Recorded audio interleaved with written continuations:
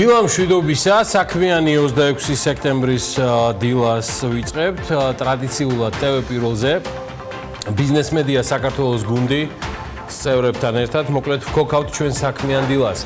აზიის განვითარების ბანკმა, რომელსაც საქართველოში სულ მალე ახალი დირექტორი შეინ როზენტალი ეყოლება, საქართველოს ეკონომიკური ზრდის პროგნოზი შეამცირა. მან ADB-ის ახალი პროგნოზი 2019 წელს საქართველოს მთლიანი შიდა პროდუქტის და 4.7% იქნება, ეს 0.3% პუნქტით ნაკლებია წინა პროგნოზზე. ასევე 3 PPP-ით შემცირდა 2020-ის პროგნოზი 4.6%-მდე. კლების ერთ-ერთ მიზეზად აზიის განვითარების ბანკი ქვეყანაში ინვესტიციების შემცირების შემცირებულ მოცულობას ასახელებს. მანამდე დაახლოებით აგვისტოში ADB-მ განაცხადა, რომ ანაკლია საქართველოსთვის და ბანკისთვის ფლაგმანი პროექტია.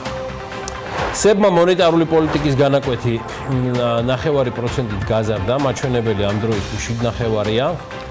SEB-ის მონეტარული პოლიტიკის კომიტეტმა გადაწყვეტილება ინფლაციური რისკების გათვალისწინებით რიგგარეშე სხდომაზე მიიღო. ბანკირები მიუთითებენ SEB-ის მცდელობაზე ლარის მიმართ აღდგეს ნდობა. ესეთ გაცხადებას აკეთებს საქართველოს ბანკის არჩილ გაჩეჩილაძე. 2019 წლის 1 სექტემბრის მდგომარეობით ცვლად საპროცენტო განაკვეთზე 102,700 სესხია გაცემული, მათი აბსოლუტური უმრავლესობა რეფინანსირების განაკვეთზეა მიბმული, შესაბამისად მსესხებლებს განაკვეთი 0.5%-ით 7.5%-მდე გაიზარდა. დღესდღეობით ცვლად საპროცენტო განაკვეთზე უпростоრად მიბმული 5 მილიარდ 310 მილიონი ლარის მოცულობის სესხებია გაცემული. Liberty Bank-მა კი OPEC-ისგან 15 მილიონი დოლარი მიიღო აბსოლუტურად შიდა თემებისთვის, ინფრასტრუქტურისთვის, ბანკომატების დასაყენებლად და ძალიან ბევრი სხვადასხვა მიმართულებით. ხა ამაზე ხელშეკრულება გუშინ გაფორმდა. თავისთავად თანხა მნიშვნელოვანია Liberty-ისთვისაც, თუმცა აი მერწმუნეთ ამ ყველაფერში უფრო მნიშვნელოვანია OPEC-ის და სხვა IFA-ების ჩართულობაა და პრაქტიკულად დადასტურებული ინვესტირება ქართულ ეკონომიკაში, ასე რომ გულოცავ ყველას საქართველოს Liberty Bank-ს კარგ ამბავს და მონაგარს. 2019 წლის აგვისტოში წინა თვისთან შედარებით საქართველოს კომერციულ ბანკებში კი ლარში განთავსებული დეპოზიტები 7 მილიონი ლარით შემცირდა, უცხოურ ვალუტაში განთავსებული დეპოზიტები 152 მილიონი დოლარით გაიზარდა. შედეგად აგვისტოს ბოლოს დეპოზიტების დოლარიზაციის კოეფიციენტმა 64.1% შეადგინა. ამასობაში გერმანიის უმსხვილესმა ბანკმა, კომერცბანკმა TBC ბანკი ვაჭრობის ფინანსირებაში გამორჩეული პარტნიორობისთვის დააჯილდოვა, ულოცავ TBC-ს. დღევანდელი მთავრობის ხდომის დღის წესრიგით გათვალისწინებულ საკითხებს შორის ჩვენი ინფორმაციით საქმნახშირთან დაკავშირებული თემაც უნდა იყოს. კომპანიის დირექტორის ინფორმაციით მთავრობის ხდომაზე კომპანიის მიერ გაცემული ხელფასების რეგულირების საკითხი განეხილება და შესაძლებელია 27 სექტემბრიდან ხელფასების გაცემა დაიწყოს. მალე ედიტორიალი საქმნახშირთან დაკავშირებით. ჭავჭავაძის გამზირის რეაბილიტაციის პროექტი წელს დასრულდება. თბილისის მერი ამბობს, რომ დაგეგმილი გამოკითხვის შედეგებით, რომლის დროსაც Facebook-ის გამოკითხულთა 90%-მა განაცხადა, რომ სამუშაოები უნდა გაგრძელდეს და გადაწყვეტილება პროექტის შეუჩერებლობის ასე ვთქვათ დასრულების და მისი დასრულების სასარგებლოდ მიიღეს. თბილისის მერიამ ვეფხვის და მოყმის ძერგთან ახალი სატრანსპორტო კვანძის მშენებლობაზე ტენდერი გამოაცხადა. სატენდერო კომისიაში განცხადებების მიღება 23 ოქტომბერს დაიწყება, 5 დღეში დასრულდება. ესე საოცრად 5 დღეში. და შეწყდვის სავარაუდო ღირებულება არც მეტი არც ნაკლები 21.634.000 ლარია. თბილისობა 2019 5-6 ოქტომბერს გაიმართება. საზეიმო ღონისძიებები 4 სხვადასხვა ლოკაციაზე, ლეხვთაღევი, რიყე, მეტეხის ხიდი და ორბელიანის მოედანზე ჩატარდება.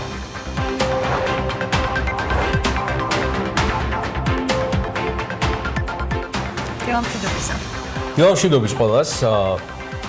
მოგესალმებით ტევ პირველი სტუდიიდან მე გიორგი ისაკაძე ვარ ეს ანა ლაპიაშვილი ვარ ლაპიაშვილი მე ანა ლაპიაშვილი ვარ ეს გიორგი ისაკაძეა და ეს საქმიანი დილა ტევ პირველზე რომელიც ძალიან ბევრ საინტერესოს გიმზადებთ მომდენო 3 საათის განმავლობაში. ბევრი თემა გვაქვს რომლითაც გადავწყვიტეთ რომ დღევანდელი დღე ამოვქოქო ზუსტად 10 საათისთვის გვექნება პირდაპირ ჩართვა უკვე ინგოროყვაშვიდიდან, დიახ, სახელმწიფო კანცელარიიდან, სადაც საქართველოს მთავრობის ხდომა გაიმართება.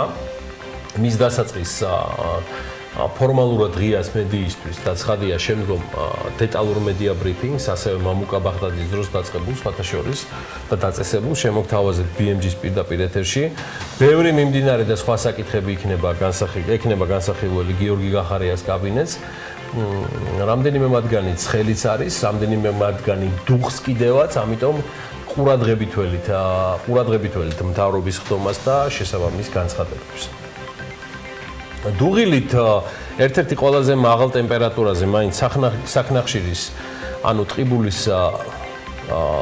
ტყიბულის მაღაროების საკითხია, რომელზეც მთავრობის გადაწყვეტილების მიუღებლობამ და საკითხის განხილვის გადაწყვეტის გადადებამ მიგვიყვანა იქამდე, რომ მორიგი სოციალური აფეთქების კერა კვლავ გაჩნდა, მოთხოვნებით, პროტესტით, უკიდურესი დაძაბულობით.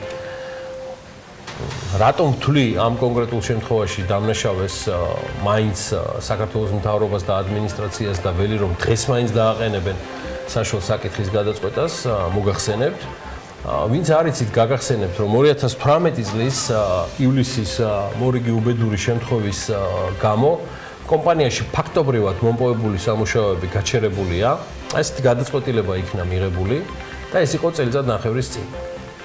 აქედან გამომდინარე, კომპანიას, რომელიც გაჩერებულია, ან არ ახდენს არანაირი წიაღისეულის არც მოპოვებას, არც გადამუშავებას, ის ფაქტიურად დგას, შესაბამისად არ აქვს არანაირი გაყიდვები და ფაქტობრივად ეს ნიშნავს, რომ საწარმოს არც არანაირი შემოსავალი არ გააჩნია. ეს თავის მხრივ ნიშნავს, რომ საქნახშირის, მისი მენეჯმენტის და აქციონერების შემოსავალი საქნახშირზეა საუბარი, არის ნულის ტოლი. ნული რას ნიშნავს, იმედია ამისი ახსნა არ არის საჭირო.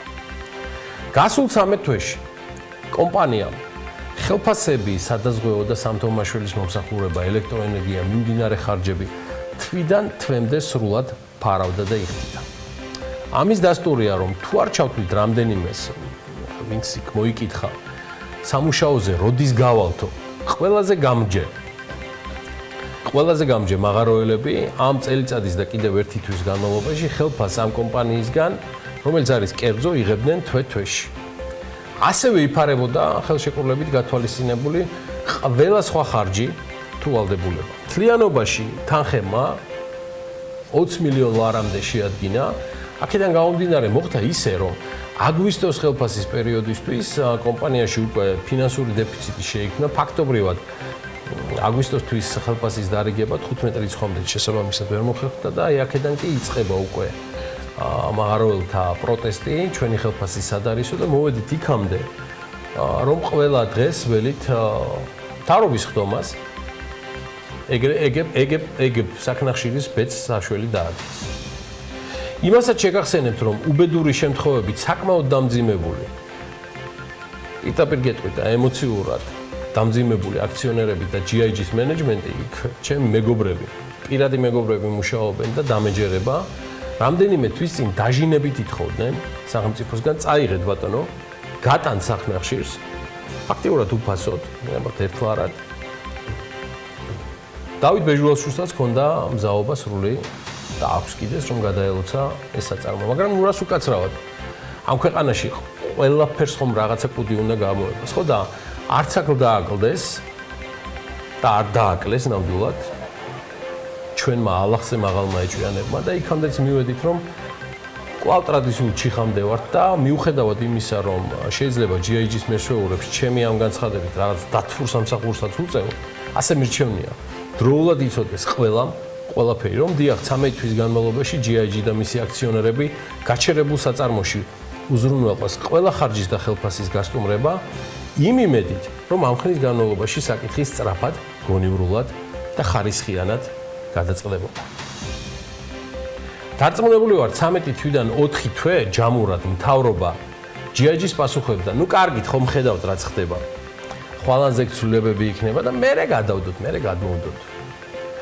მისთვის რა პრობლემაა რომ მორიგ ინვესტორზე და მის განწყობაზე მოქმედებდნენ დამანგრევლად. ხო და ამიტომაც მოვყევი ეს ისტორია რომ ყველა და ნებისმიერმა, მათ შორის უკლებლივ ყველა მაღაროელებმა და მათმა ოჯახის წევრებმა იცოდნენ ორი ამბავი. დიახ, GIG და ბეჟუაშვილია, ვინც გაჩერებულ ქარხანაში იხდიდნენ ფულს და იხდიდნენ ჯიბიდან და ეს დაждდა 20 მილიონი ლარი და იხდიდნენ 13 თვე. და ჩემი კიდევ ერთი მეგობრული მამაშვილური რაც გნებავთ, ისეთი რჩევა მაღაროელებს. ხელფასის მოთხოვნები. აქცია აუცილებლად გამართეთ ერთადერთი მთავარი მოთხოვნით, როდის აუმუშავდებით. ეს არის მთავარი მოსათხოვნა მთავრობისგან და არა მხოლოდ ხელფასები, რადგან ხელფასები შეიძლება სულაც აღარ იყოს, თუ საქმნარში არ ეყოლება მოტივირებული პატრონი, ვინც ბიზნესურად იქნება დაინტერესებული ის მართოს. იყო თუ არა ასეთი GIG და მისი აქციონერები? დიახ, იყო. ეხლა არ ვიცი, მე ეჭვმეპარება, რომ იმ ემოციურ ფონზე ის მოbrunდეს ამ თემისკენ, როცა ყველაზე მძიმე პერიოდში, როცა მიეწყო ეს უბედური შემთხვევები მაღაროში, მე კიდევ ერთხელ უსამძიმრებ დაღუპულთა ოჯახებს, კაცი არ იყო მფლობელის და მართველი კომპანიის გამოხმეველი. თქოს ამათ არაფერი არ აღელვებდა. რაც უზრუნველყოფდა, რომ მაღაროელებს ექნებოდათ გარანტირებული და ღირსეული უსაფრთხო სამუშაო და საქმის გაკეთდებოდა.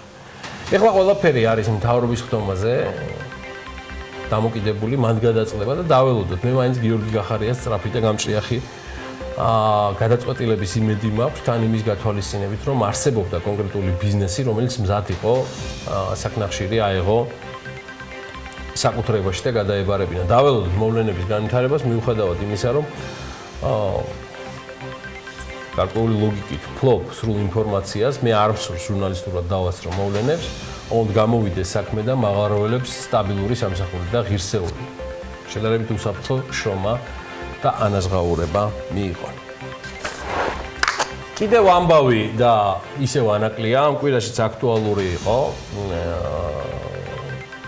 ჩვენი პორტი, რომელიც დარწმუნებულია, რომ აუცილებლად აშენდება. პორტის გარდა აქტუალური იყო ანაკლია სითის თემაც. ჩემო მეგობარმა ქეთი ბოჭორიშვილმა ისარგებლა, რომ დღენახევრით არ ვიყავი საქართველოში და იაპონელ პარტნიორებთან ერთად BMG სტუდიას ეწვია ანაკლიაში ჩაიყვანა ეს პატიოსანი ხალხი, ხელშეკრულებებიც აფორმეს. ანაკლიის თემა სუპერ აქტუალური იყო ამ კვირაშიც საერთაშორისო საფინანსო ორგანიზაციებისთვის. EBRD-ის პირველი ვიცე-პრეზიდენტი მთავრობის მეთაურთან შეხვედრამდე აძლევს ვრცელ ექსკლუზიურ ინტერვიუს ანალიტიკას ავტორს ელენე კვანჭილაშვილს და ღიად აცხადებს, რომ EBRD მზად არის დააფინანსოს ანაკლია კონკრეტული დათქმების გათვალისწინებით.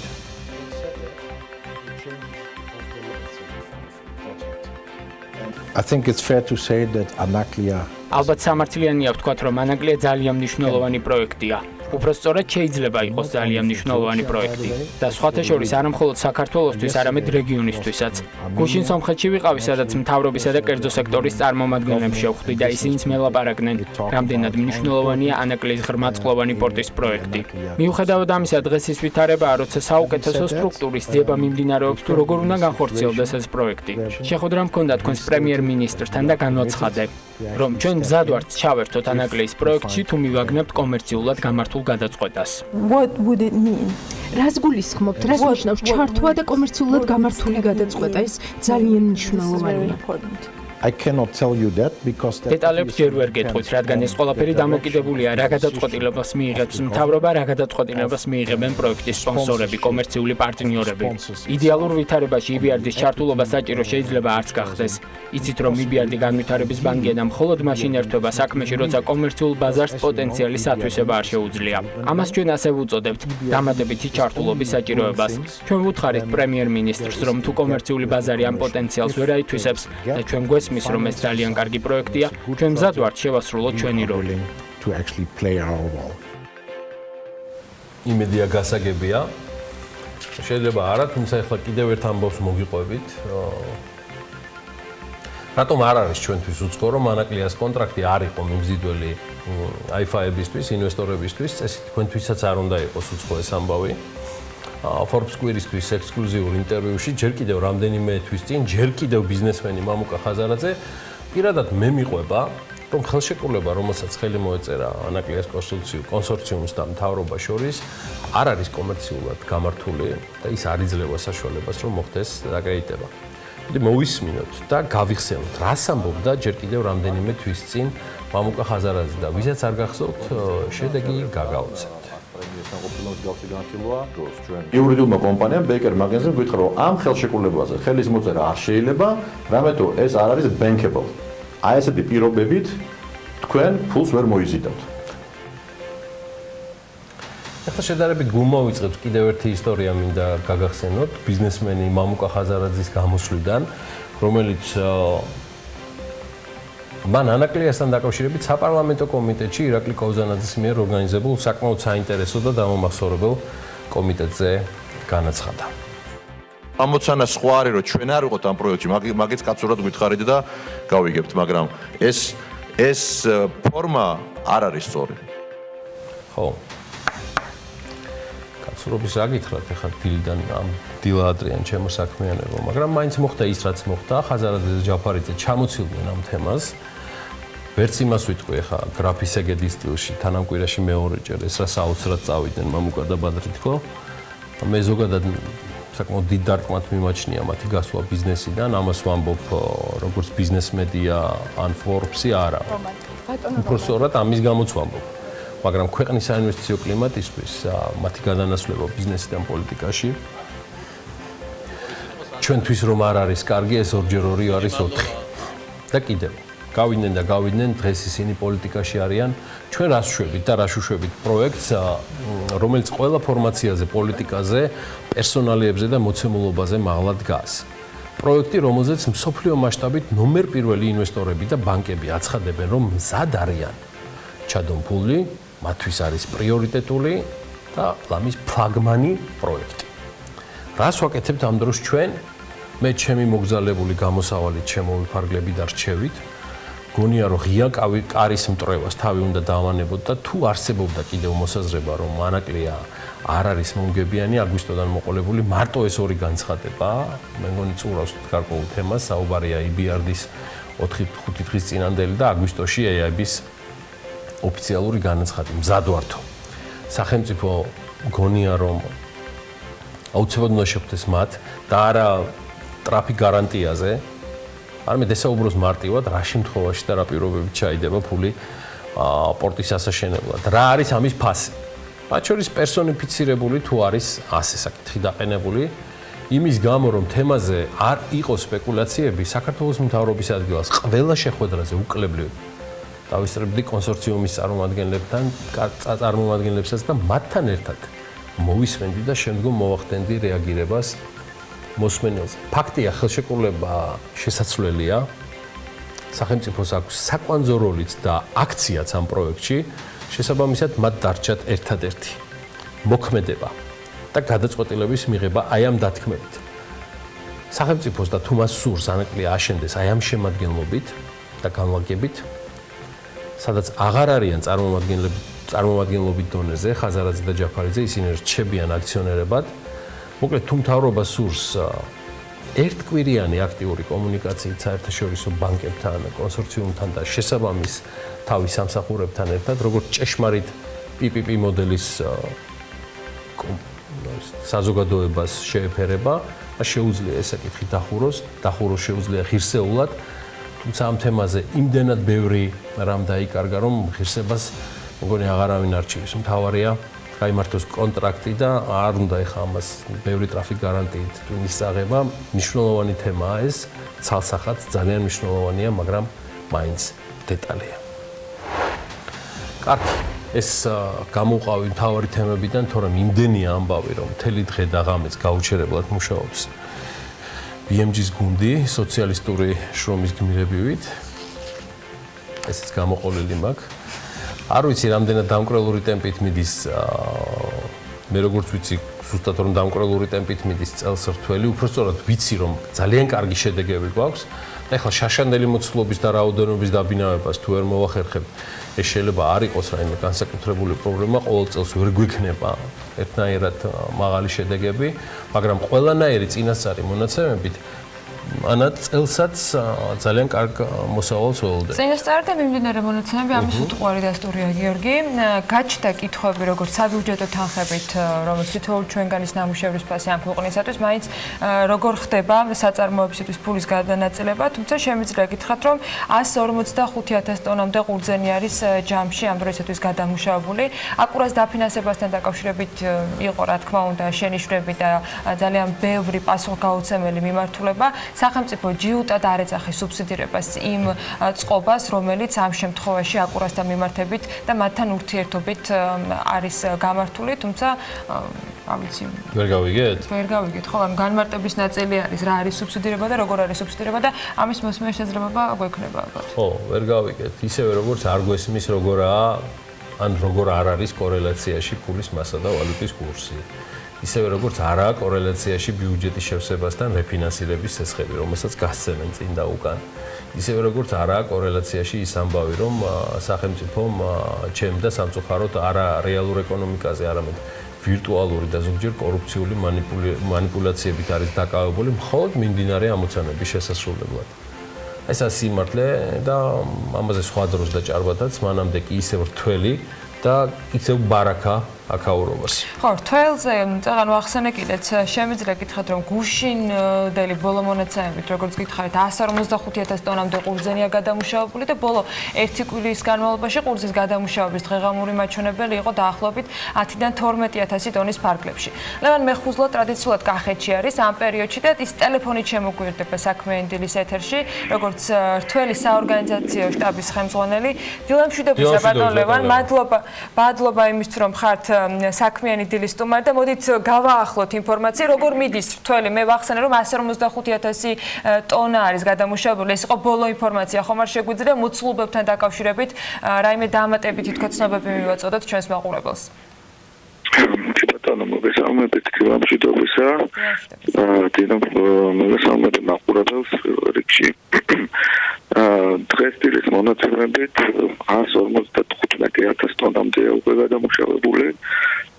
მათ შორის მეტესობა, მეტი დაახლოებით 95,000 ტონა ეს გახლავთ რკატითელი და დაახლოებით 45,000 ტონა ეს არის საფერავი. დანარჩენი მოდის ისეთ სხვადასხვა ჯიშებზე, როგორც თქვა გახურმწვანე, კისი, ხვი და ასე შემდეგ. ხარისხთან დაკავშირებით როგორი არის პირველადი შეფასება ბატონო ლევან, პროგნოზები როგორი არის, როგორი ღვინო უნდა დადგეს წლევანდელი მოსავლიდან? ხო, სამწუხაროდ ხარისხი განკვეულად პრობლემატურია წელს, იმიტომ რომ ამის ობიექტური მიზეზები არსებობს.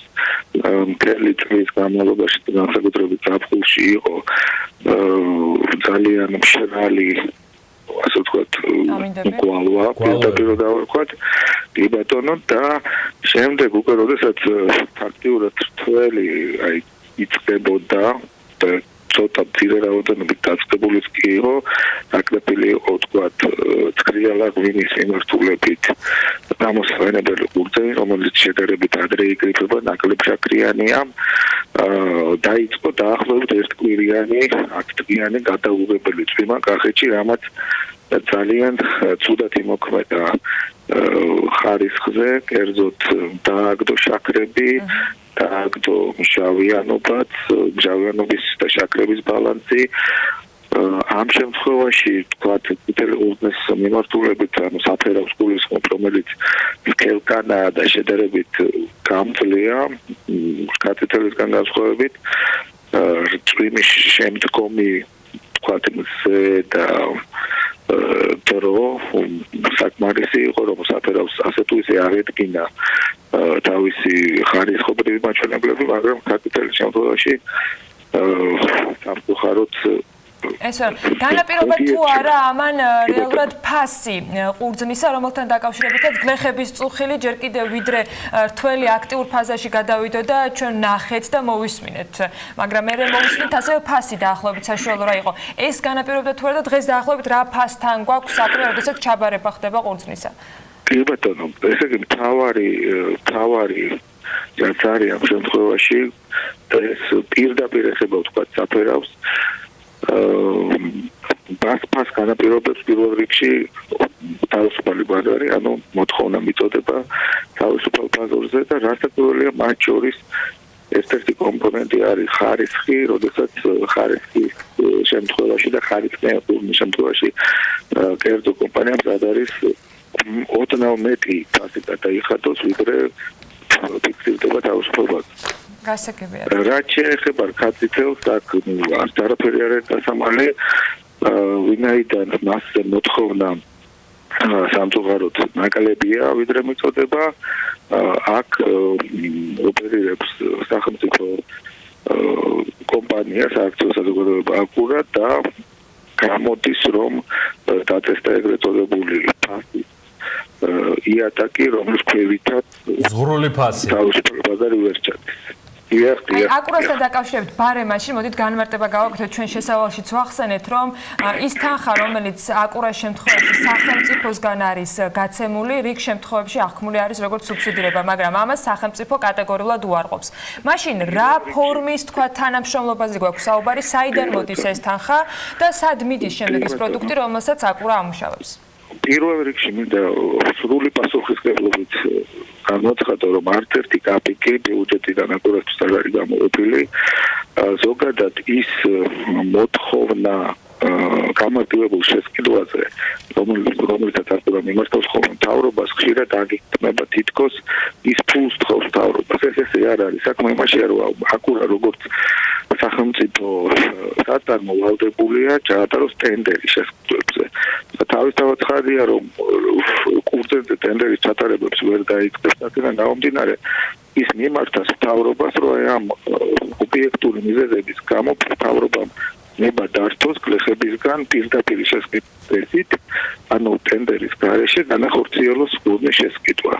აი ამ თანხის ფარგლებში აი ეს არის ის რაც ხომ არა თანხის წარმომავლობა ბატონ ლეო რა არის თანხის წარმომავლობა არის ორი ერთი ის თანხა რაც აკურამ შეძლო და აკუმულირება მოახდინა მის ხელთ არსებული პროდუქტების რეალიზაციით, მათ შორის კურნისეული წარმოშობის აბრენდე დისტილატებით და ასე შემდეგ და ნაწილი არის კომერციული სესხი კომერციული ბანკიდან. ანუ მარტივად რომ ვთქვათ, აკურა, რომელიც 100%-ით ეკუთვნის სახელმწიფოს, თანხა, რომელიც იქნა გაცხადებული, ერთი წყარო არის სესხი, რომელთაც მან მიმართა კომერციულ ბანკებს და არა ბიუჯეტს და რაიმე ტიპის ასიგნებებს და მეორე არის რომ მან რეალიზაცია გაუკეთა, არ ვიცი, რა თუ სწორად გავიგე ბატონ ლეონტი. შაშახომ ჩაიბარა რაღაც იმის გადამუშავების შედეგად მიღებული პროდუქტი. ან რაღაცა მოკლედ პროდუქტი, რომელიც მას გააჩნია. სწორად გავიგე ბატონ ლეონტი. დიახ, აბსოლუტურად სწორად. ანუ ასიგნებებთან რაიმე ტიპის ეს იქნება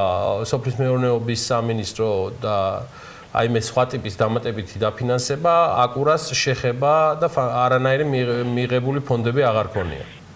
არა, აბსოლუტურად აკურა არის კიდევ ერთხელ ვიდახი სრულად ну დამოუკიდებელი არის რასაკვირველია სახელმწიფოა მაგრამ არის როგორც კომერციული ისე იმართება თავისი მენეჯმენტი ისე იმართება ერთადერთი ამ შემთხვევაში ჩარევა რაც ხდება ეს არის აი ფასთან დაკავშირებით როდესაც აკურა რაღაც ფასს დააწესებს თავისთავად ხარია კერძო სექტორი იმის გვერდით ვერ ჩადის გასაგები და ბოლო კითხვა და ძალიან მოკლე პასუხი ბატონ ლევან თუ შეიძლება იმიტომ რომ ამასთან დაკავშირებით წუხილები იყო და ასევე მინდა რომ საქმიანი დილის მაყურებელს განუმარტოთ იყო შემთხვევა როდესაც ადგილობრივმა მედიამ დაწერა სასწორებთან დაკავშირებული პრობლემის როდესაც ერთ-ერთი კომპანიის შემთხვევაში გამოვლენილი იყო ფაქტი როცა სასწორი არასწორ წონას აჩვენებდა და ამბობდნენ რომ გლეხებს დააკლდათ აქედან გამომდინარე შემოსავალი ადასტურებთ თუ არა ამ შემთხვევას და რა ბერკეტი გაქვთ თქვენ რომ მსგავსი ფაქტები იყოს გაკონტროლებული კი ბატონო, მოგახსენებთ, რამდენიმე შემთხვევა დაფიქსირდა, როდესაც ელექტრონულ სასწორზე იყო დამონტაჟებული, ასე ვთქვათ, რაღაც სამართავი ჩიპები, ხა მე ზუსტად ვერ დავარქ შეიძლება სწორ სახელს არ ვუძახს, იმიტომ რომ არ ვარ სპეციალისტი ამ დარგის, მაგრამ აქ პირიქით იყო, ანუ ეხლა მიმდინარეობს გამოძიების მიზნებიდან გამომდინარე მე დეტალებს ვერ დავასახელებ, უკვე შესაბამისი ორგანოების ასე ვთქვათ, ხელშია ეს საქმე, თუმცა წინასწარი მოცემულობით იყო პირიქით, ეს იყო რაღაც გარკვეული ჯგუფი, რომელმაც მოახერხა სხვადასხვა საწარმოებში ამის დამონტაჟება და პირიქით აზარალებდა საწარმოებს და რეალურ ლეხებს. გასაგებია. ბატონ ლევან, ბოლო 250.000 ტონასთან დაკავშირებით, რაც თუ არ ვწდები 2018-ის მაჩვენებელია, იყო ერთგვარი სკეპსისიც და იყო მაინც სურვილი, რომ იქნებდა გამოვიდეს თქო. მე ამიტომაც მქონდა შესავალში, რომ არ შეიძლება ყველა წლის მოსავალი გნებავთ ხარისხიდან, გნებავთ რაოდენობით გავდეს ერთმანეთს. თქვენ როგორ ატყობთ, მიიღწევა მაინც ეს მაჩვენებელი? დაახლოებით ამის ფარგლებში იქნება. ამის ფარგლებში იქნება წინასწარი მონაცემებით. ნახოთ. აქვე მინდა დავწერო ჩვენ დიახ, ბრძანეთ ბატონო. აქვე დიახ დავწერო ჩვენ მათ შორის შარშანაც არის 250.000 რაც თქვენ ბრძანეთ, ეს არის ის ხურჯენი, რასაც ღვინის ეროვნობის სააგენტო ასე ვთქვათ აღწერს და რომელიც მუშავდება კომერციული მიზნებისთვის. გარდა მაგისა არის ხურჯენი, რომელიც ბაზრებში იყიდება და მისგან ამზადდება ღვინო და გარდა მაგისა არის ის ხურჯენი, რომელსაც შიდა მეურნეობები თავისთვის მოიხმარენ, მათ შორის ღვინის დასამზადებლადაც. ლევან მეხუზლა, მადლობა მას, ღვინის სააგენტოს ხელმძღვანელი, ამავდროულად რთველის საორგანიზაციო შტაბის შეფი. მადლობა მას ტრადიციული ჩართვისთვის ეს დღეები, ისევე როგორც სხვა დღეები, მაგრამ განსაკუთრებით თველის პერიოდში ცხადია ის ხშირად იქნება, სულ რამდენიმე წუთში მასთან სატელეფონო ინტერვიუს იხილავთ ჩვენს ვებგვერდზე. იქამდე მოდი გადავხედოთ ბიზნეს სიახლეების შედარებით მოკლე კოლას დროიდან გამომდინარე. სამშენებლო დარღვევებისათვის პირველ იანვრიდან დღემდე სამშენებლო კომპანიები 19 მილიონი ლარით დაჯერიმდებიან, შედგენილია დაახლოებით 1000-ზე მეტი ოქმი. დიდი დიღმის მიმართულებით კი შესაძლოა ტრამვაი ან მიწის ზედამეტროს ხაზი მოეწყოს თბილისის მერის მოადგილის განცხადებით. პირველ ეტაპზე ქალაქის ცენტრამდე 24 მეტრიანი ავტობუსები ივლიან. ეკონომიკის სამინისტრო ბიუჯეტიდან ვიზიარისა და რეინიარის სუბსიდირებას არ ადასტურებს, თუმცა პასუხში რეალური დეტალების შესახებ არაფერი წერია, რომელიც ადეპუტატო კითხვის საპასუხოდ არის გაცემული. რომან გოცირიძეს უწყებამ უთხრა, რომ ეკონომიკის და მდგრადი განვითარების სამინისტრო ვიზიართან და რაინიართან ხელშეკრულებებში მხარეს საერთოდ არ წარმოადგენს. შეერთებული შტატების წამყვანი საინვესტიციო ფონდები კი საქართველოს საინვესტიციო პოტენციალისა და ბიზნეს გარემოს სწავლობენ ფონდების ხელმძღვანელები მთავრობის წევრებს შეხვდნენ. თბილისის მერიაში მდგრადი ურბანული მობილობის გეგმაზე მუშაობა დაიწყო. დოკუმენტს დანიური კომპანია რამბოლი მოამზადებს. კახაკალაძის განცხადებით, ურბანული მობილობის გეგმა 15 წელზე იქნება გაწერილი და ის ხელს ქალაქის საცობებისაგან განტვირთვას შეუწყობს და ტრანსპორტის სწორად გადანაწილებას. ტრანსპორტის გენერალური გეგმა იქნება 15 წლიანი, ეს იქნება დროში გაწერილი დოკუმენტი, რომელიც დეტალურად განსაზღვრავს ტრანსპორტის განვითარების ყველა ასპექტს. საზოგადოებრივი და კერძო ტრანსპორტის, დისტრიბუციის, ავტომანქანებისა და ველოსიპედების, ასევე ქვეითთა გადაადგილებას. ამ დოკუმენტის საფუძველზე შესაძლებელი გახდება თბილისის სატრანსპორტო ინფრასტრუქტურის გეგმაზომიერი სტანდარტებისა და თანამედროვე მოთხოვნების შესაბამისად განვითარება. ამავე დროს დედაქალაქის მთავრობის ხელმძღვანელმა განაცხადა, რომ გაფორმებულია ხელშეკრულება ფრანგულ კომპანიას ისტრასთან, რომელიც საზოგადოებრივი ტრანსპორტის მარშრუტების დაგეგმვაზე იმუშავებს, რაც იმას ნიშნავს, რომ შეიცვლება შუქნიშნების მუშაობის სისტემა და გზაზე მოძრაობა გადატვირთულობის მიხედვით დარეგულირდება.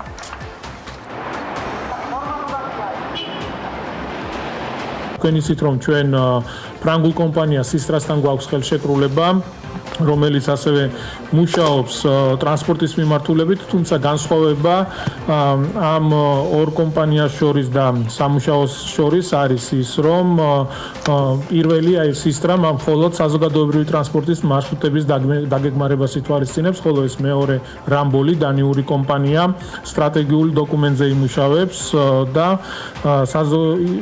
იქნება მთლიანად ქალაქში მოძრავ ტრანსპორტს მოიცავს. გუშინ მთავრობის ხდომამ კალაძის კრიტიკული განცხადებებით იყო დატვირთული. მერმა დაგვიანებული და გაჭიანურებული ინფრასტრუქტურული სამუშაოების გამო კონტრაქტორი კომპანიები გააკრიტიკა.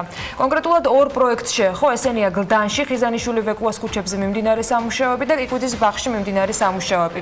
თბილისის მერი ამბობს, რომ თუ სამუშაოები დროულად არ დასრულდება და კიდევ ერთხელ მოხდება შემთხვევა, როცა ადგილზე ტექნიკა გაჩერებული დაფიქსირდება და არავინ მუშაობს, მაშინ კომპანიებთან ხელშეკრულებები შეწყდება. და უნდა იყოს მოწესრიგებული და არ მოსული იქნება ექსპერტები მოწესრიგებული იქნება.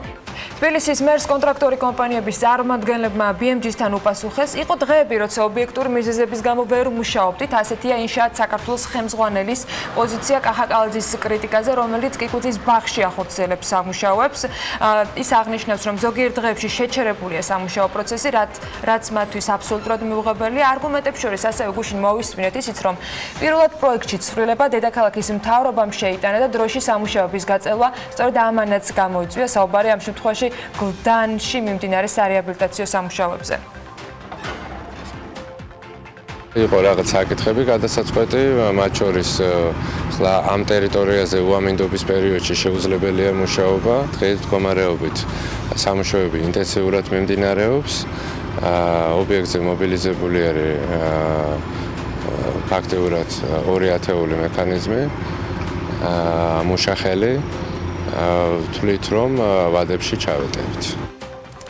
25 სექტემბერს დმანისის რაიონის სოფელ სარკინეთში შვეიცარიული აგრარული სკოლა კავკასიის პრეზენტაცია გაიმართა. სკოლა კავკასია უპრეცედენტო არაკომერციული კერძო ინიციატივა გახლავთ საქართველოს პროფესიული განათლების სფეროში, რომელიც მიხეილ სვიმონიშვილის, თინათინ მახარაძისა და მათი შვეიცარელი თანამოაზრის ფილიპ ეგერის მრავალწლიანი მუშაობის შედეგი არის. შვეიცარიული სტანდარტის მიხედვით შექმნილი კოლეჯი სპეციალიზებული იქნება მეცხოველეობაში, რძისა და ყველის გადამუშავებაში. ეს არის შეიძლება ითქვას ისტორიული დღე ჩვენი ქვეყნისთვის, ჩემთვის პირადად, რადგან ძალიან დიდი ხანია მე მინდოდა რომ ჩვენს ქვეყანას ქონოდა მაღალი ხარისხის პროფესიული სასწავლებელი. ეს არის კერძო ინიციატივა ჩემი და ჩემი შვეიცარიელი მეგობრების, რა თქმა უნდა, სოფლის მეურნეობის სამინისტროს ბატონ ლევანი იდეის დღიდან გვერდში მიდგას. პირველი ეტაპი ჩვენ დავასრულეთ. ყველაზე ცნობილი შვეიცარული პროფესიული სასწავლებელი, რომელსაც 200 წლის გამოცდილება აქვს, პლანტახოფის მთლიანი ხელმძღვანელობა ჩამოსული არის და პლანტახოფი იქნება ჩვენი პარტნიორი. დღეს ჩვენ გქონდა პრეზენტაცია ერთ-ერთი ძალიან საინტერესო კერძო ინიციატივის, რომელიც უკავშირდება საქართველოში პირველი შვეიცარულ-ქართული აგრარული სასწავლებლის გახსნას. ეს ქართულ-შვეიცარული აგრარული სკოლა იქნება ძალიან მნიშვნელოვანი ზოგადად მეცხოველეობის განვითარებისთვის, იმიტომ რომ როგორც იცით, ყველაზე მეტად რაც გვაკლია, ეს არის თანამედროვე ტექნოლოგიების ცოდნა. ახლა უკვე დრო არის, რომ გარემოს ეროვნული სააგენტოს მიერ მოწოდებულ ინფორმაციას გავაცნოთ და გავიგოთ, როგორი ამინდი გველდება მთელი საქართველოს მასშტაბით და მათი ინფორმაციით ჩავიზღოს ჩრდილო-დასავლეთიდან მოქმედი გრილი ჰაერის მასების და სამხრეთიდან გავრცელებული თბილი ჰაერის მასების ურთიერთქმედებით არის დღევანდელი ამინდი განპირობებული. რიგ შემთხვევებში ხანმოკლე წვიმას ველოდებით ელჭექით, აღმოსავლეთ საქართველოს უმეტეს რაიონში და სავარაუდოდ იქნება ქარიც.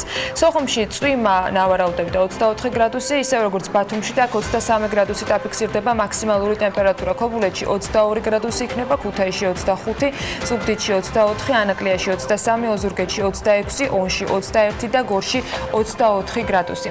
ცხინვალში დღის განმავლობაში მაქსიმალური ტემპერატურა 23 გრადუსია ნავარაუდები, მარნეულსა და რუსთავში 26 გრადუსი იქნება, ახალციხეში 24, ბორჯომში 22 და ბაკურიანში 16. ახალქალაქში მაქსიმუმ 17 გრადუსს მიაღწევს ტემპერატურა, სტეფანწმინდაში 14 გრადუსამდე გათბება ჰაერი, თელავში შესაძლოა იყოს ხანმოკლე წვიმა ელჭექით და 26 გრადუსი დაფიქსირდება დღის განმავლობაში. დედაქალაქს რაც შეეხება დროგამოშვებით ღრუბლიანობა მოიმატებს თბილისში, შესაძლოა იყოს ხანმოკლე წვიმა ელჭექით. იქ როლებს ჩრდილო-დასავლეთის მიმართულების ქარიც და ჰაერის მაქსიმალური ტემპერატურა 27 გრადუსი იქნება. ასეთი ამინდი გველდება 26 სექტემბერს და ის ჩვეულად საქმიანი იწყება, რომელიც სულ რამდენიმე წუთში რეკლამის შემდეგ უკვე პირველ სტუმრებს უმასპინძლებთ დაგვალოდეთ.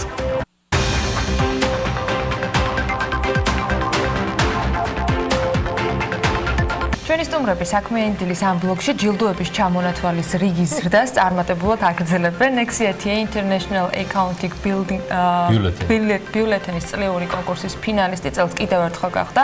წარმატებები ქვეყნის ფარგლებს გარდა მასშტაბური პროექტების სამშობლოში, მათ პორტფელში ყველა ჯერზე ახლს და საინტერესოს აღმოვაჩენ. წელს მათ Nexia International Interregional Conference-ის უმასპინძლეს, რომელსაც Nexia International-ის წევრი ოფისების წარმომადგენლები უკრაინიდან, მალტიდან, ლატვიიდან და აღმოსავლეთ ევროპის სხვა ქვეყნებიდან დაესწრნენ შედეგები და შეფასებები უნდა მოვისმინოთ ჩვენი სტუმრებისგან ძალიან საინტერესო თემასთან დაკავშირებით.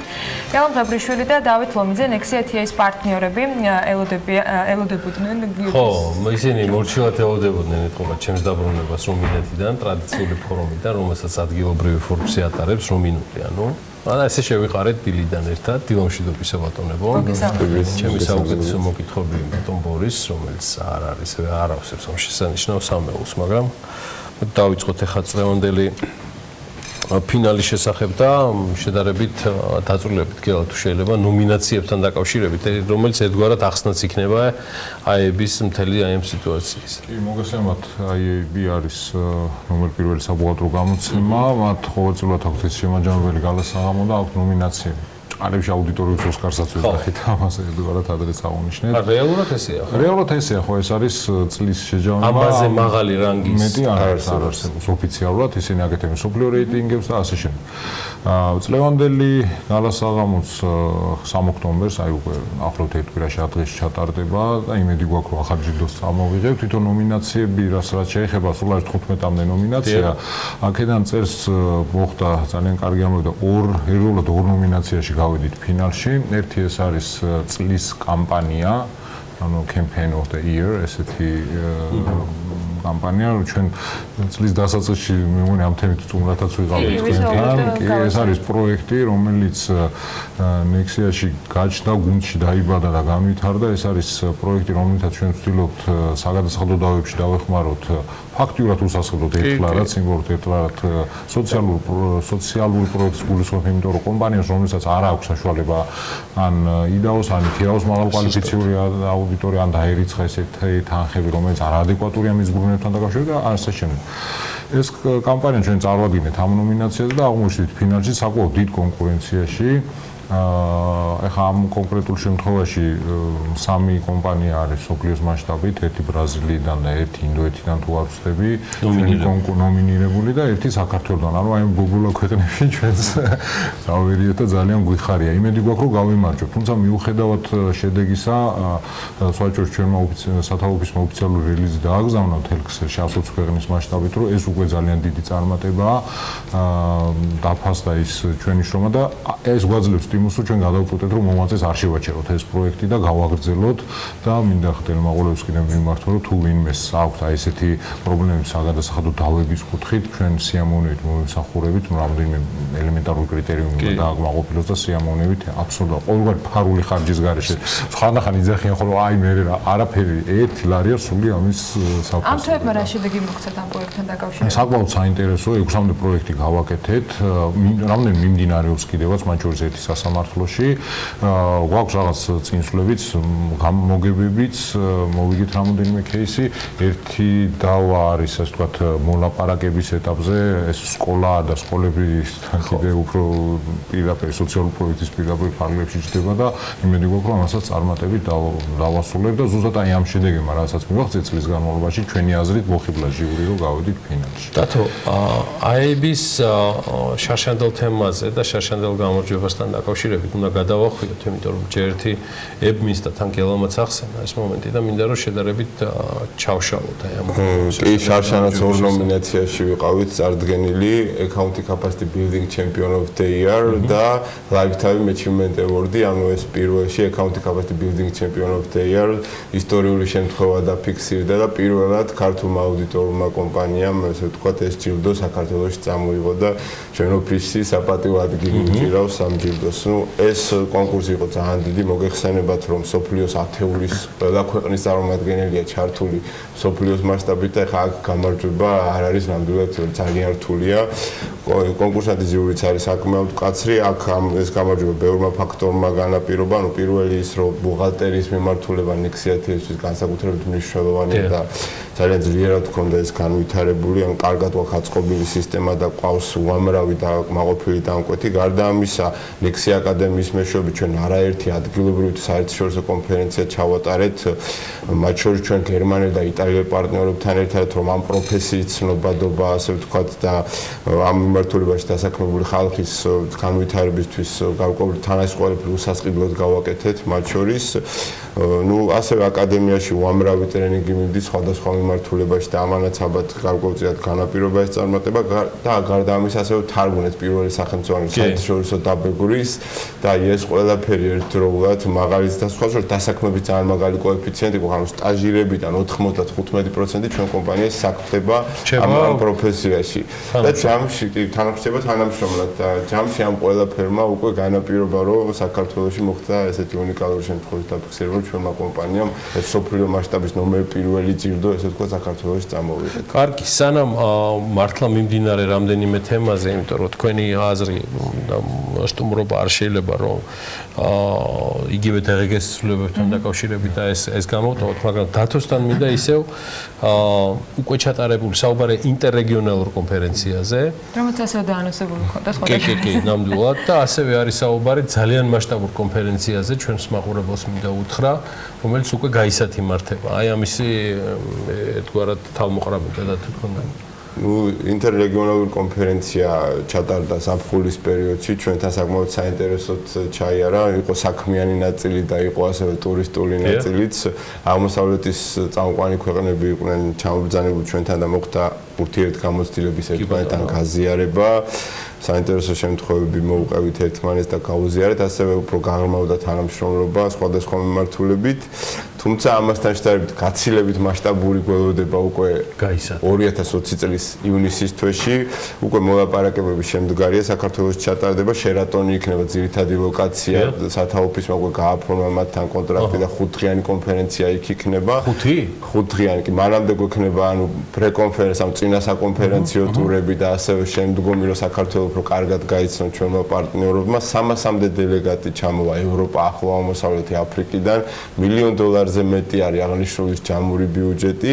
ეს არ მხოლოდ მაის ტურიზმის მიმართულებით ამნიშნულია, არამედ ჩვენ ასევე დაგეგმილი გვაქვს, რომ ჩვენ პარტნიორებთან, ჩვენ კლიენტებს და ჩვენი ასევე უცხოელი კოლეგების კლიენტებს შორის გავაღრმავთ, ესე ვთქვათ, გარკვეული პარტნიორული ურთიერთობა და საქართველოში ინვესტიციების მოზიდვას ან სხვადასხვა მიმართულებით ბიზნესის განვითარებასაც შევუწყოთ ხელი. დიდი მოდით პროექტებით გასაგებია, მადლობა. სანამ გადავალთ თვითონ დღეს თემებზე, მე სარასის და სხვა, ანუ საკითხებზე ძალიან მოკლედ მინდა სამომავლო გეგმებთან დაკავშირებით რახან მაინც მომავალი წლის ეს მასშტაბური თემა ვახსენეთ. შეიძლება თუ არა ერთგვარად თავმოყრა რა არის კიდევ pipeline-ში next-year-ის საიმისოდ, რასაც თქვენ კიდევ დამატებით გეგმავთ ღონისძიებებს. ну ძირითადი ღონისძიება რა თქმა უნდა ის რომელიც და თუ მახსენე ამილიაში მოტრიალებთ არა მარტო ჩვენ არასათაოფისი, თუმცა ჩვენ ვაგრძელებთ აუცილებლად, ეხა უკვე დავიწყეთ იგივე დელეგის ნაწილში ტრეინირება, აუცილებლად გვექნება რამოდენიმე კონფერენციას გეგმავთ, ერთ-ერთი აუცილებლად იქნება საერთაშორისო დაბეგვრის და ტრანსფერ პრაისინგის, ამ კუთხით აუცილებლად ჩავატარებთ საკმაოდ საინტერესო შეხვედრებს, უკვე დავიწყეთ ჩვენ ამას ოქტომბერში, მაგრამ გვინდა რომ ერთ-ერთ საკმაოდ მასშტაბურ კონფერენციას უმასპინძლოთ ტრანსფერ პრაისინგის კუთხით. მინდა ასევე ვისარგებლო თქვენი ეთერი და ვთქვა, რომ ჩვენ ვაგრძელებთ ბებსების თარგმნას და საკმაოდ სქელტანიანი დოკუმენტი რო იტყვიან უკვე წლის ბოლოსთვის გამოვა და ხელმისაწვდომი იქნება ფართო მასებისთვის, მათ შორის მინდა რომ უნივერსიტეტის ბიბლიოთეკებს დაურიგოთ და ასე შემდეგ. ამიტომ მომავალი წელი ასე ვთქვათ ცხელი გველოდება და რა თქმა უნდა ზრდასაც გვეგმავთ გავაგრძელოთ ისე როგორც აქამდე საკმაოდ მასშტაბურად.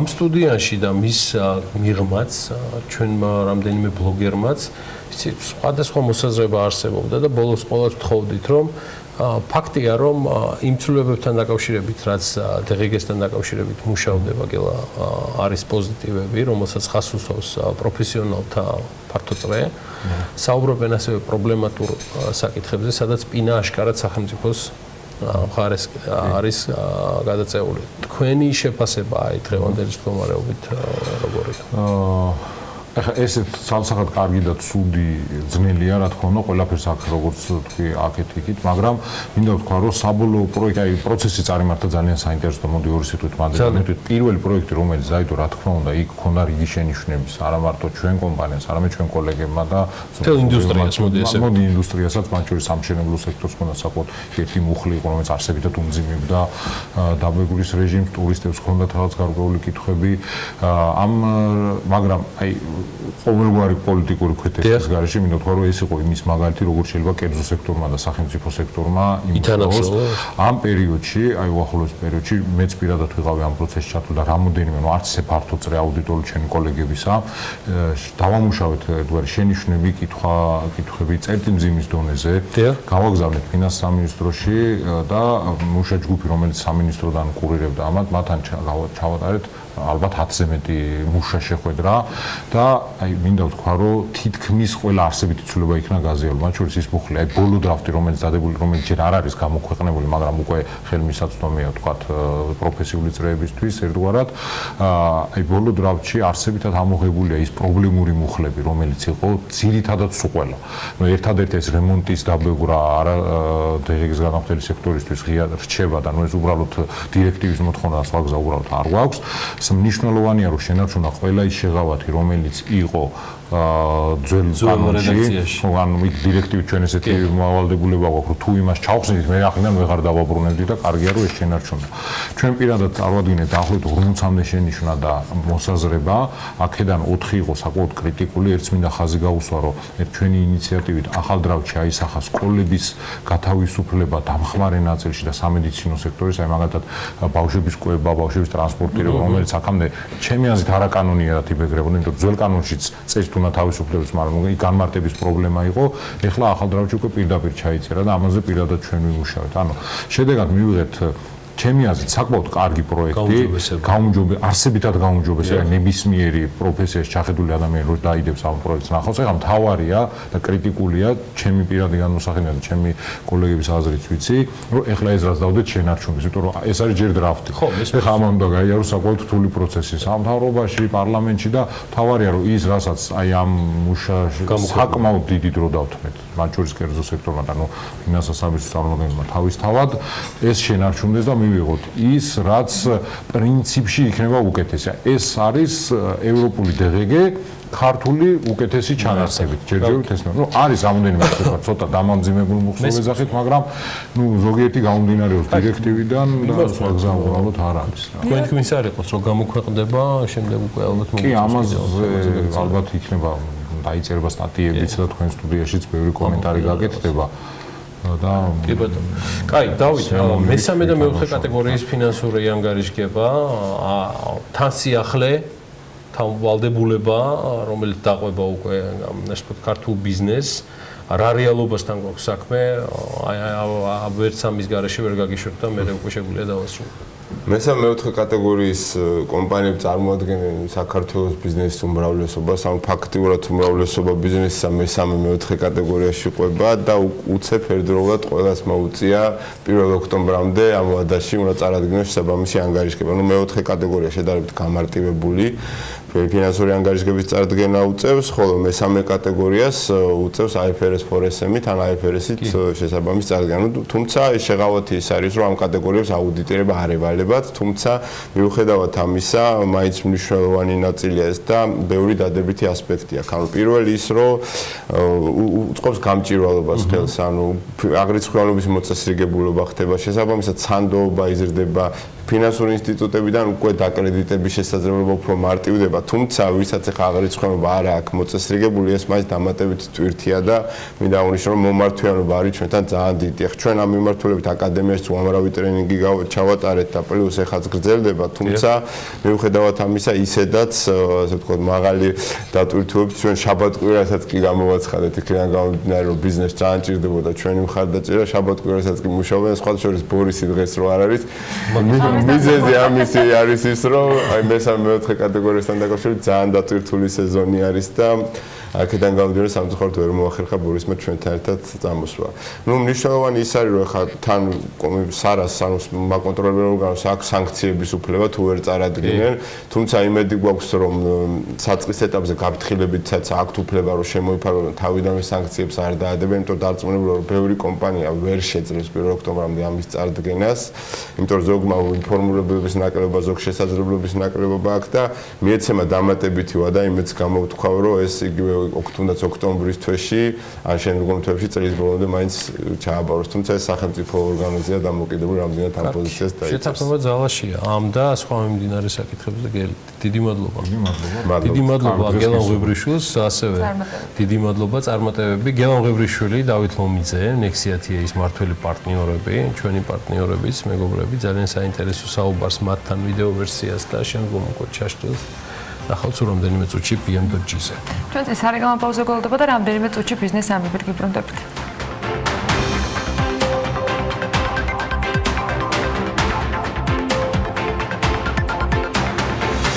11 თვეში თბილისის ტრანსპორტის გენერალური გეგმა იარსებებს, რომელსაც ტენდერში გამარჯვებული დანიური კომპანია რამბოლი მოამზადებს დაახლოებით 1 წელიწადში კი თბილის 15 წლიანი სტრატეგიული დოკუმენტი ექნება, რომელიც მთლიანად ქალაქში მოძრავ ყველანაირ ტრანსპორტს მოიცავს.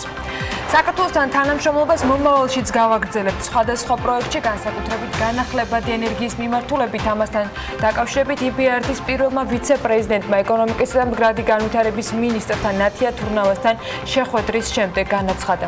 2019 წლის აგვისტოში წინა თვესთან შედარებით საქართველოს კომერციული ბანკების მიერ ლარში გაცემული სესხების მოცულობა 323 მილიონი ლარით, ხოლო უცხოურ ვალუტაში გაცემული სესხები 13 მილიონი დოლარით გაიზარდა. 1 სექტემბრის მდგომარეობით ორივე ვალუტაში ერთად 29 მილიარდ 800 მილიონი ლარის სესხებია ბანკების მიერ გაცემული, საიდანაც უცხოურ ვალუტაში გაცემული სესხების წილი 55.7%-ში ადგენს.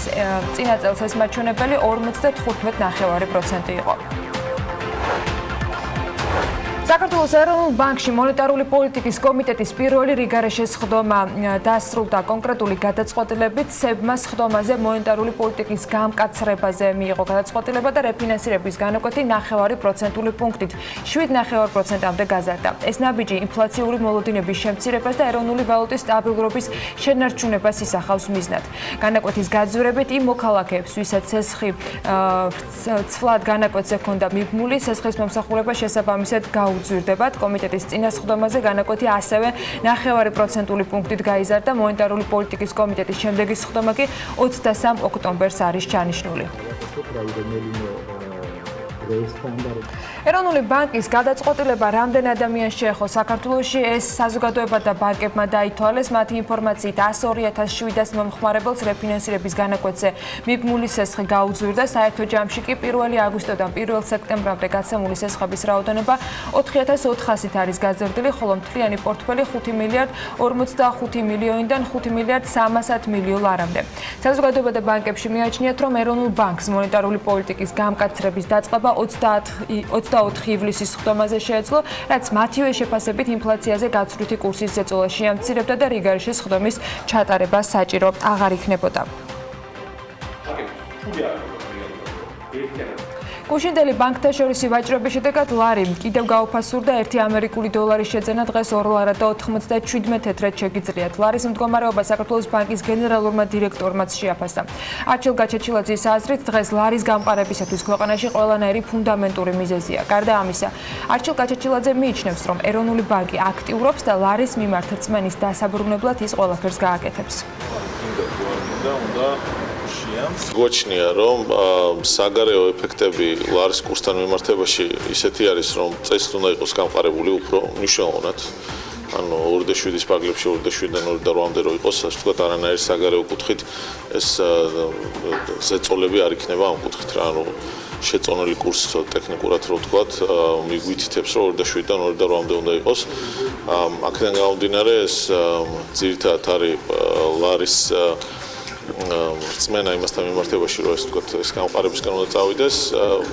ამ კუთხით მნიშვნელოვანი არის, რომ ეროვნულმა ბანკმა გაამკაცროს მონეტარული პოლიტიკა ერთის მხრივ, მაგრამ კიდევ უფრო მნიშვნელოვანი არის, რომ ეკონომიკის მონაწილე სხვადასხვა მხარემ დაინახოს, რომ ეროვნული ბანკი აქტიურობს და გააკეთებს ყველაფერს, რაც მის ხელთ არის იმისთვის, რომ რწმენა ლარის მიმართ აღდგეს და გაძლიერდეს.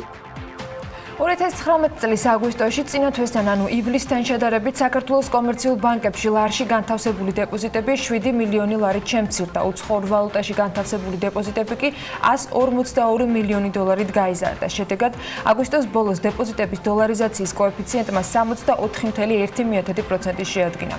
ივლისის ბოლოს დოლარიზაცია 63.7% იყო, ხოლო 1 წლის წინ 62.9%. ჯამში უცხოურ ვალუტაში 16 მილიარდ 900 მილიონი ლარის, ხოლო ლარში 9 მილიარდ 400 მილიონი ლარის დეპოზიტია დადებული. 2018 წლის 1 სექტემბერთან შედარებით 2019 წლის 1 სექტემბერს ლარში განთავსებული დეპოზიტები 988 მილიონი ლარით არის გაზრდილი, ხოლო უცხოურ ვალუტაში ზრდა 184 მილიონი დოლარი იყო. 2019 წლის 1 სექტემბრის მონაცემებითვე დოლარში განხორციელებულ დეპოზიტებზე საშუალო წლიური საპროცენტო განაკვეთი 2.9%-ია. ასე იყო წინა წელსაც ლარში დეპოზიტის შემთხვევაში კი საშუალო წლიური საპროცენტო განაკვეთი 7.8% შეადგენს, გასულ წელს ეს მაჩვენებელი 8.2% იყო. აზიის განვითარების ბანკმა ADB-მ საქართველოს ეკონომიკური ზრდის პროგნოზი შეამცირა. ბანკი მიმდინარე წელს ქვეყანაში 4.7%-იან ეკონომიკურ ზრდას პროგნოზირებს, რაც წინა პროგნოზთან შედარებით არის 3.1%-ით ნაკლები. ბანკმა შეამცირა მომდევნო წლის პროგნოზიც და ის 4.6% იქნება, ნაცვლად 4.9%-ისა. ამასთან ADB ელოდება, რომ წლის ბოლომდე ქვეყანაში ინფლაციის დონე სამიზნე მაჩვენებელზე მაღალი დაფიქსირდება და საშუალოდ 4.3% უნდა იყოს. ხოლო 2020 წელს ინფლაციის მაჩვენებლად ნავარაუდები აქვს 3.9%. ფასების ზრდის ერთ-ერთ მიზეზად ლარის გაუფასურება სახელდება. ამავე ანგარიშის მიხედვით, რაც შეეხება ეკონომიკური ზრდის პროგნოზის შემცირებას, ADB ერთ-ერთ მიზეზად მშენებლობის და დამამუშავებელი დარგების შემცირებას ასახელებს. სამშენებლო ნარჩენების უკანონო დაყრაზე კი ჯარიმები გაიზრდება. კანონში ცვლილების მომზადება კახაკალაძემ შესაბამის სამსახურს დაავალა. გუშინდელ მთავრობის ხდომაზე ის ამბობს, რომ მიუხედავად იმისა, რომ სამშენებლო ნარჩენებისათვის გამოყოფილი არის კონკრეტული ადგილები, ნაგავს ხშირად კომპანიები იქ ყრიან, სადაც სარიელ ადგილს პოულობენ. 2019 წლის 1 იანვრიდან დღემდე ამ დარღვევისათვის 1000 კომპანია დაჯარიმებული. ბიუჯეტმა დაახლოებით 700.000 ლარამდე მიიღო შემოსავალი ამ ჯარიმებიდან. თბილისის მერი მიიჩნევს, რომ ჯარიმების გაზრდა შესაძლოა პრობლემის მოგვარების საშუალება გახდეს. ისანში მეტრომშენი ვაზისუბნის დამაკავშირებელი გზის რეაბილიტაცია დასრულებულია და პროექტის ფარგლებში 12,300 კვადრატული მეტრის ფართზე ბორდიურები და ტროტუარები მოიწყო, ასევე ასფალტის ორფენიანი საფარი დაიგო, ელექტროსადენები მიწისქვეშ არის გადატანილი და გზის გასწვრივ ასევე LED განათების სისტემა დამონტაჟდა. ტერიტორიაზე მოწყობილი არის მიწისზედა და სახანძრო ჰიდრანტიც. მეტრომშენი ვაზისუბნის დამაკავშირებელი გზის სარეაბილიტაციო სამუშაოები ისტის გამგეობის ბიუჯეტიდან არის დაფინანსებული და ამ თანხამ 727,777 ლარი შეადგინა. სამშენებლო კოლეჯ კონსტრუქტორში კი პირველი ნაკადის დასკვნითი ღონისძიება შედგა. ღონისძიების ფარგლებში კურსდამთავრებულებს სერტიფიკატები გადაეცათ და მათთან შრომითი ხელშეკრულებების გაფორმებაც უკვე შედგა. კურსდამთავრებულებმა 5-თვიანი პროგრამა უკვე გაიარეს, შესაბამისად ისინი უკვე BK Construction-ის გამოცდილ კადრებთან ერთად გააგრძელებენ პროფესიულ ზრდას. დეველოპერულმა კომპანიამ M კვადრატი უძრავი ქონება სამშენებლო კოლეჯ კონსტრუქტორის პირველი ნაკადის დასკვნით ღონისძიებას უმასპინძლა. ღონისძიების ფარგლებში კურსდამთავრებულებს სერტიფიკატები გადაეცათ, ასევე მოხდა მათთან შრომითი ხელშეკრულების გაფორმებაც, რაც ნიშნავს, რომ კურსდამთავრებულები M კვადრატის დიდი ოჯახის წევრები უკვე გახდნენ და BK Construction-ის გამოცდილ კადრებთან ერთად გააგრძელებენ პროფესიულ ზრდას. სამშენებლო კოლეჯი კონსტრუქტორის შესახებ გავიდი მეგობრისგან.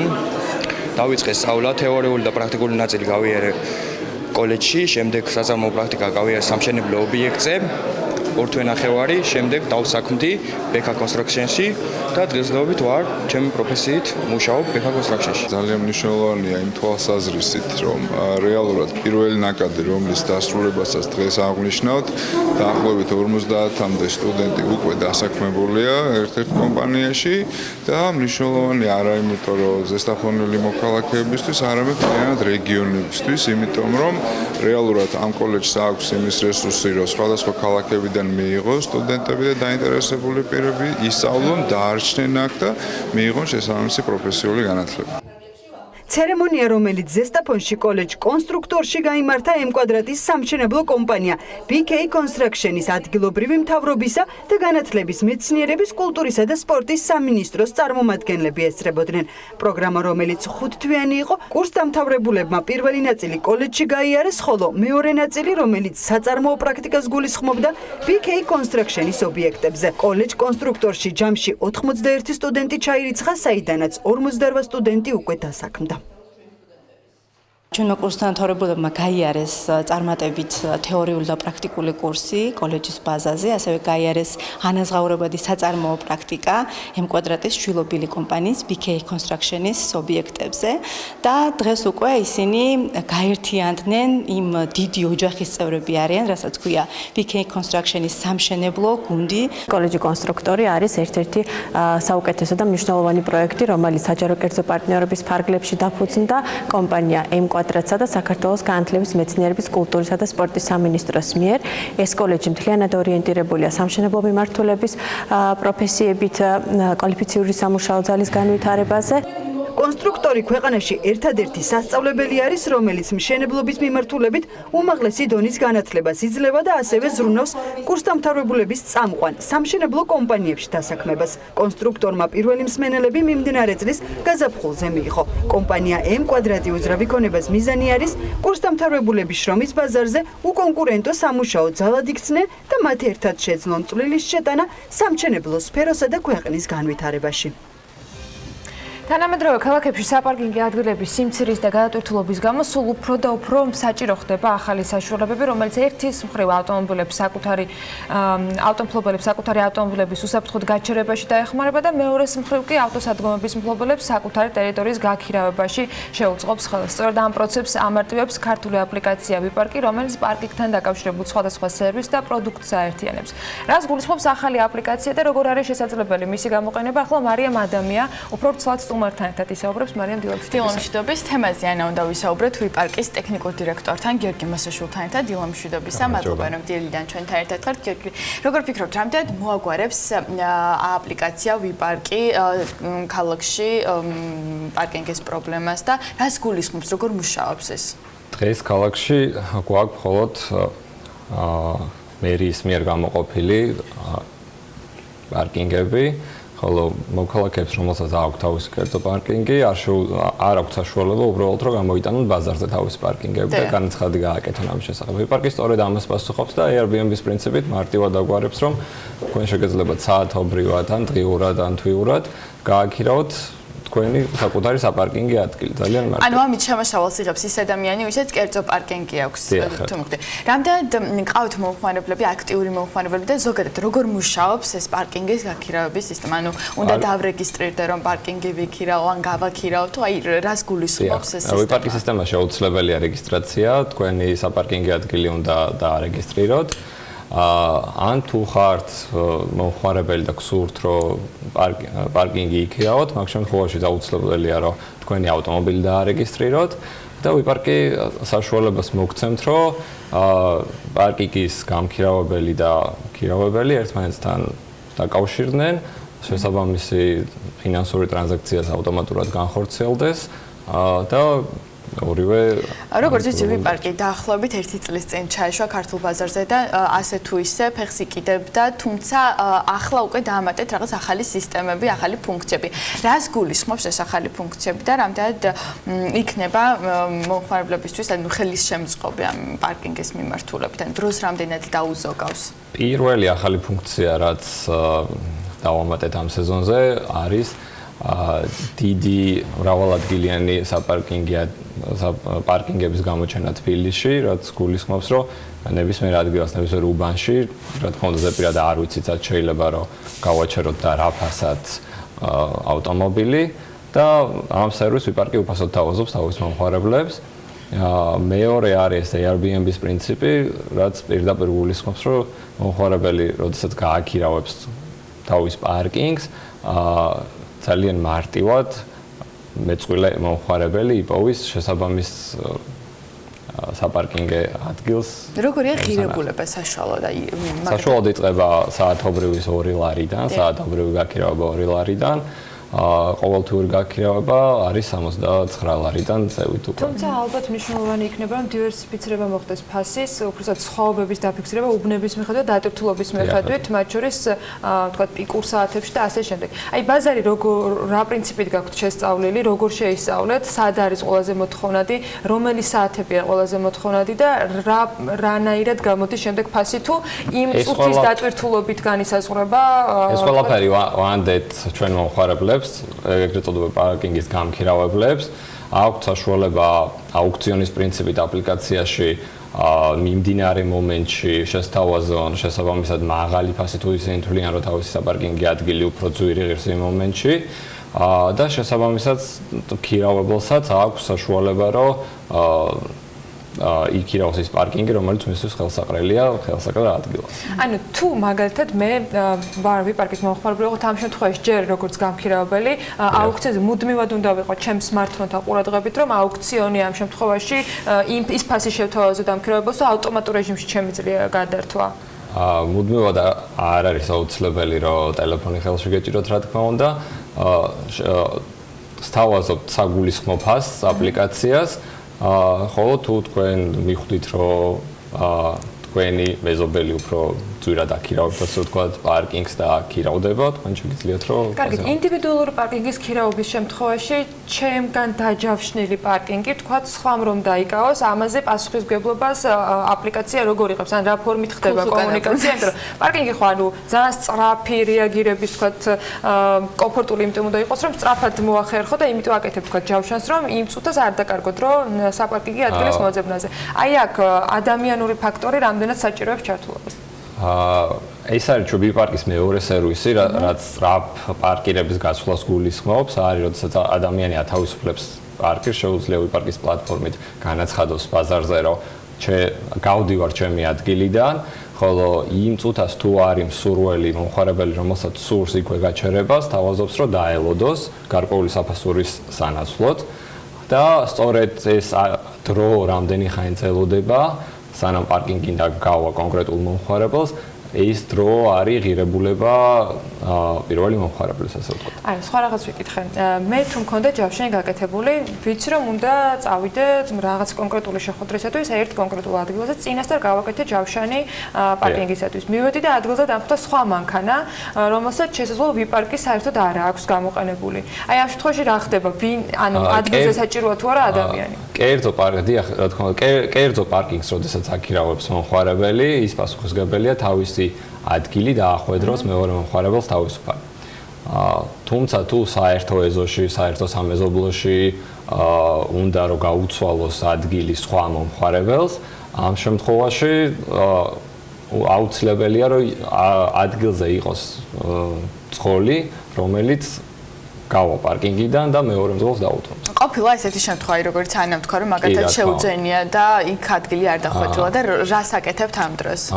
ესეთ ყველა кейს ვსწავლობთ, ვაკვირდებით, ანუ ჩვენ აპლიკაციაში ასევე დევს ეს ლოგიკა, რომლის მიხედვითაც ზუსტად ვიცით რა მომხმარებლები როგორ მოძრაობენ, რა ადგილას მიდიან და შესაბამისად ესეთ кейსებს ვაკვირდებით და ვცდილობთ რომ უფრო ადამიანური გადაწყვეტა მოვუგვაროთ და არა რადგან Airbnb ახსენეთ, სწორედ აქედან გამომდინარე გამიშთა რეალურად ეს კითხვები, იმიტომ რომ Airbnb-ზე ჰოსტი, ანუ ვინც აქირავებს რეალურად ბინას, ფასდება შემდეგ რამდენად იყო შეთავაზება რეალობასთან თავსებადი და იყო თუ არა რაიმე სხვაობები. ამ შემთხვევაში რა სისტემით ხდება თქვენთან დარეგისტრირებული გამქირავებლების შეფასება და მათი შესაბამისად შეთავაზებების მიწოდება პოტენციალ მომხმარებელს? Airbnb-სნაირად მომხმარებლები ერთმანეთს აფასებენ, ეს შეფასება ჯერჯერობით აპლიკაციაში არ ჩანს,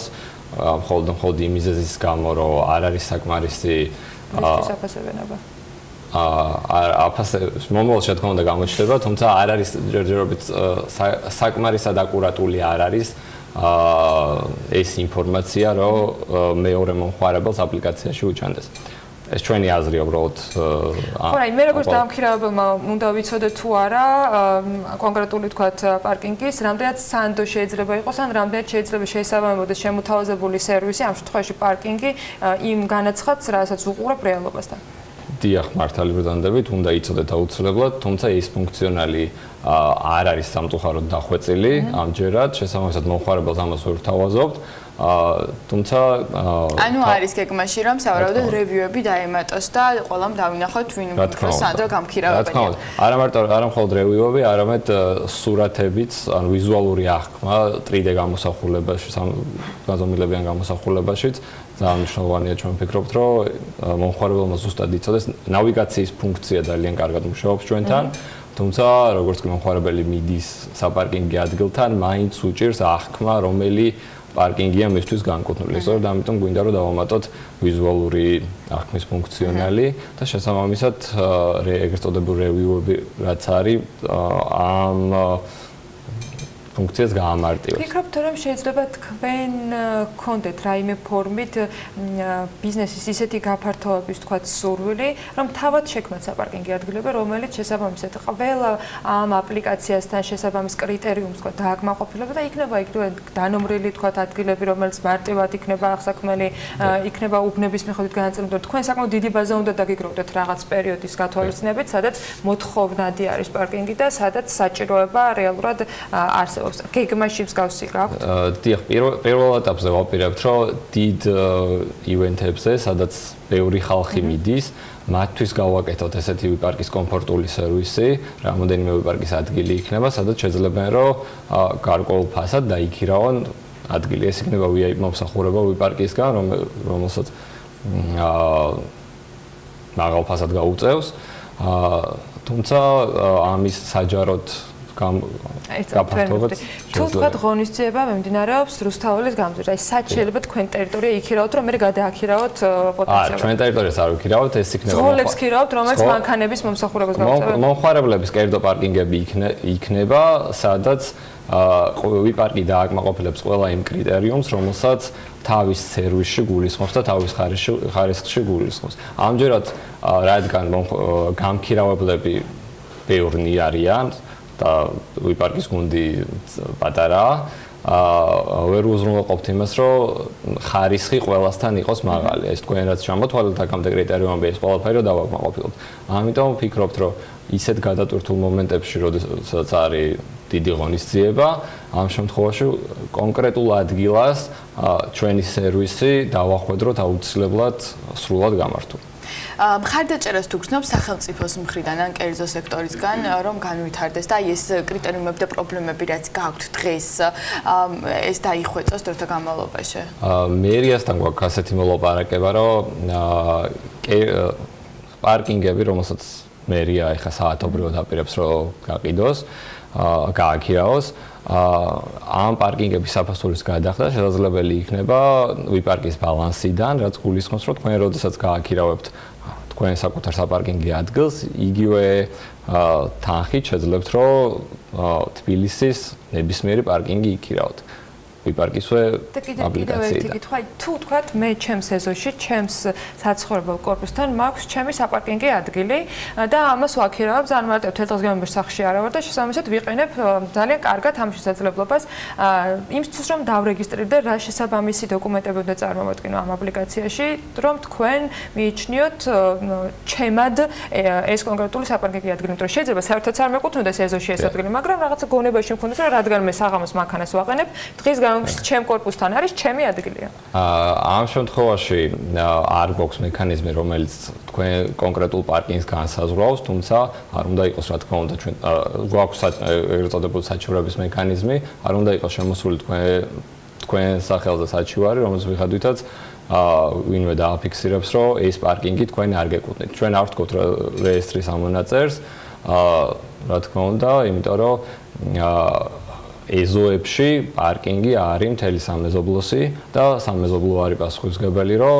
ერთმანეთში გაინაწილოს ეს პარკინგები. თუმცა დღის განმავლობაში, როდესაც საერთოდ თავისუფალია ეზო, რატომ არ უნდა დაუთმოს იქვე ყოფს სამსახურებს. თუმცა ამ შემთხვევაში ანამ თუ გააქირავა ის რომელიც მოიაზრებს თავისე, თუმცა რეალურად მისი არ არის და ამ დროს მეზობელმა დააყენა იქ მანქანა. ამ შემთხვევაში რა ხდება? მივდივართ იმ შემთხვევაში, როდესაც გაკონტროლება ვერ ხდება.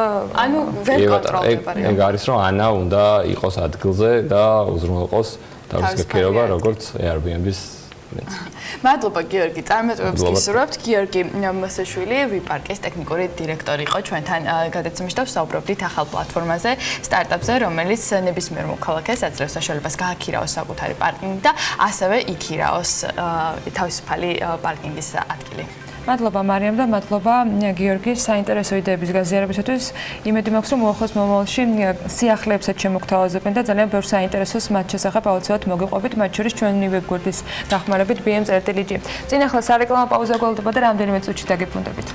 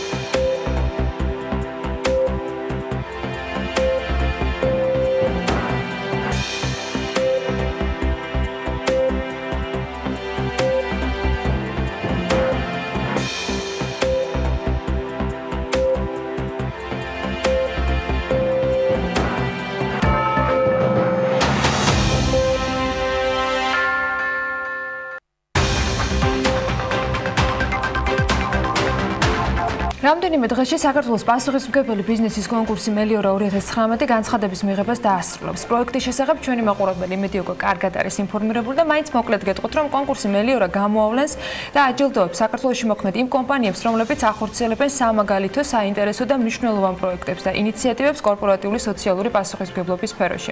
იგივე CSR. 30 სექტემბრამდეა შესაძლებელი, სწორედ ამ კომპანიებმა წარმოადგნენ 2018-2019 წელს განხორციელებული CSR პროექტები კონკურსის 6 ერთად კატეგორიაში.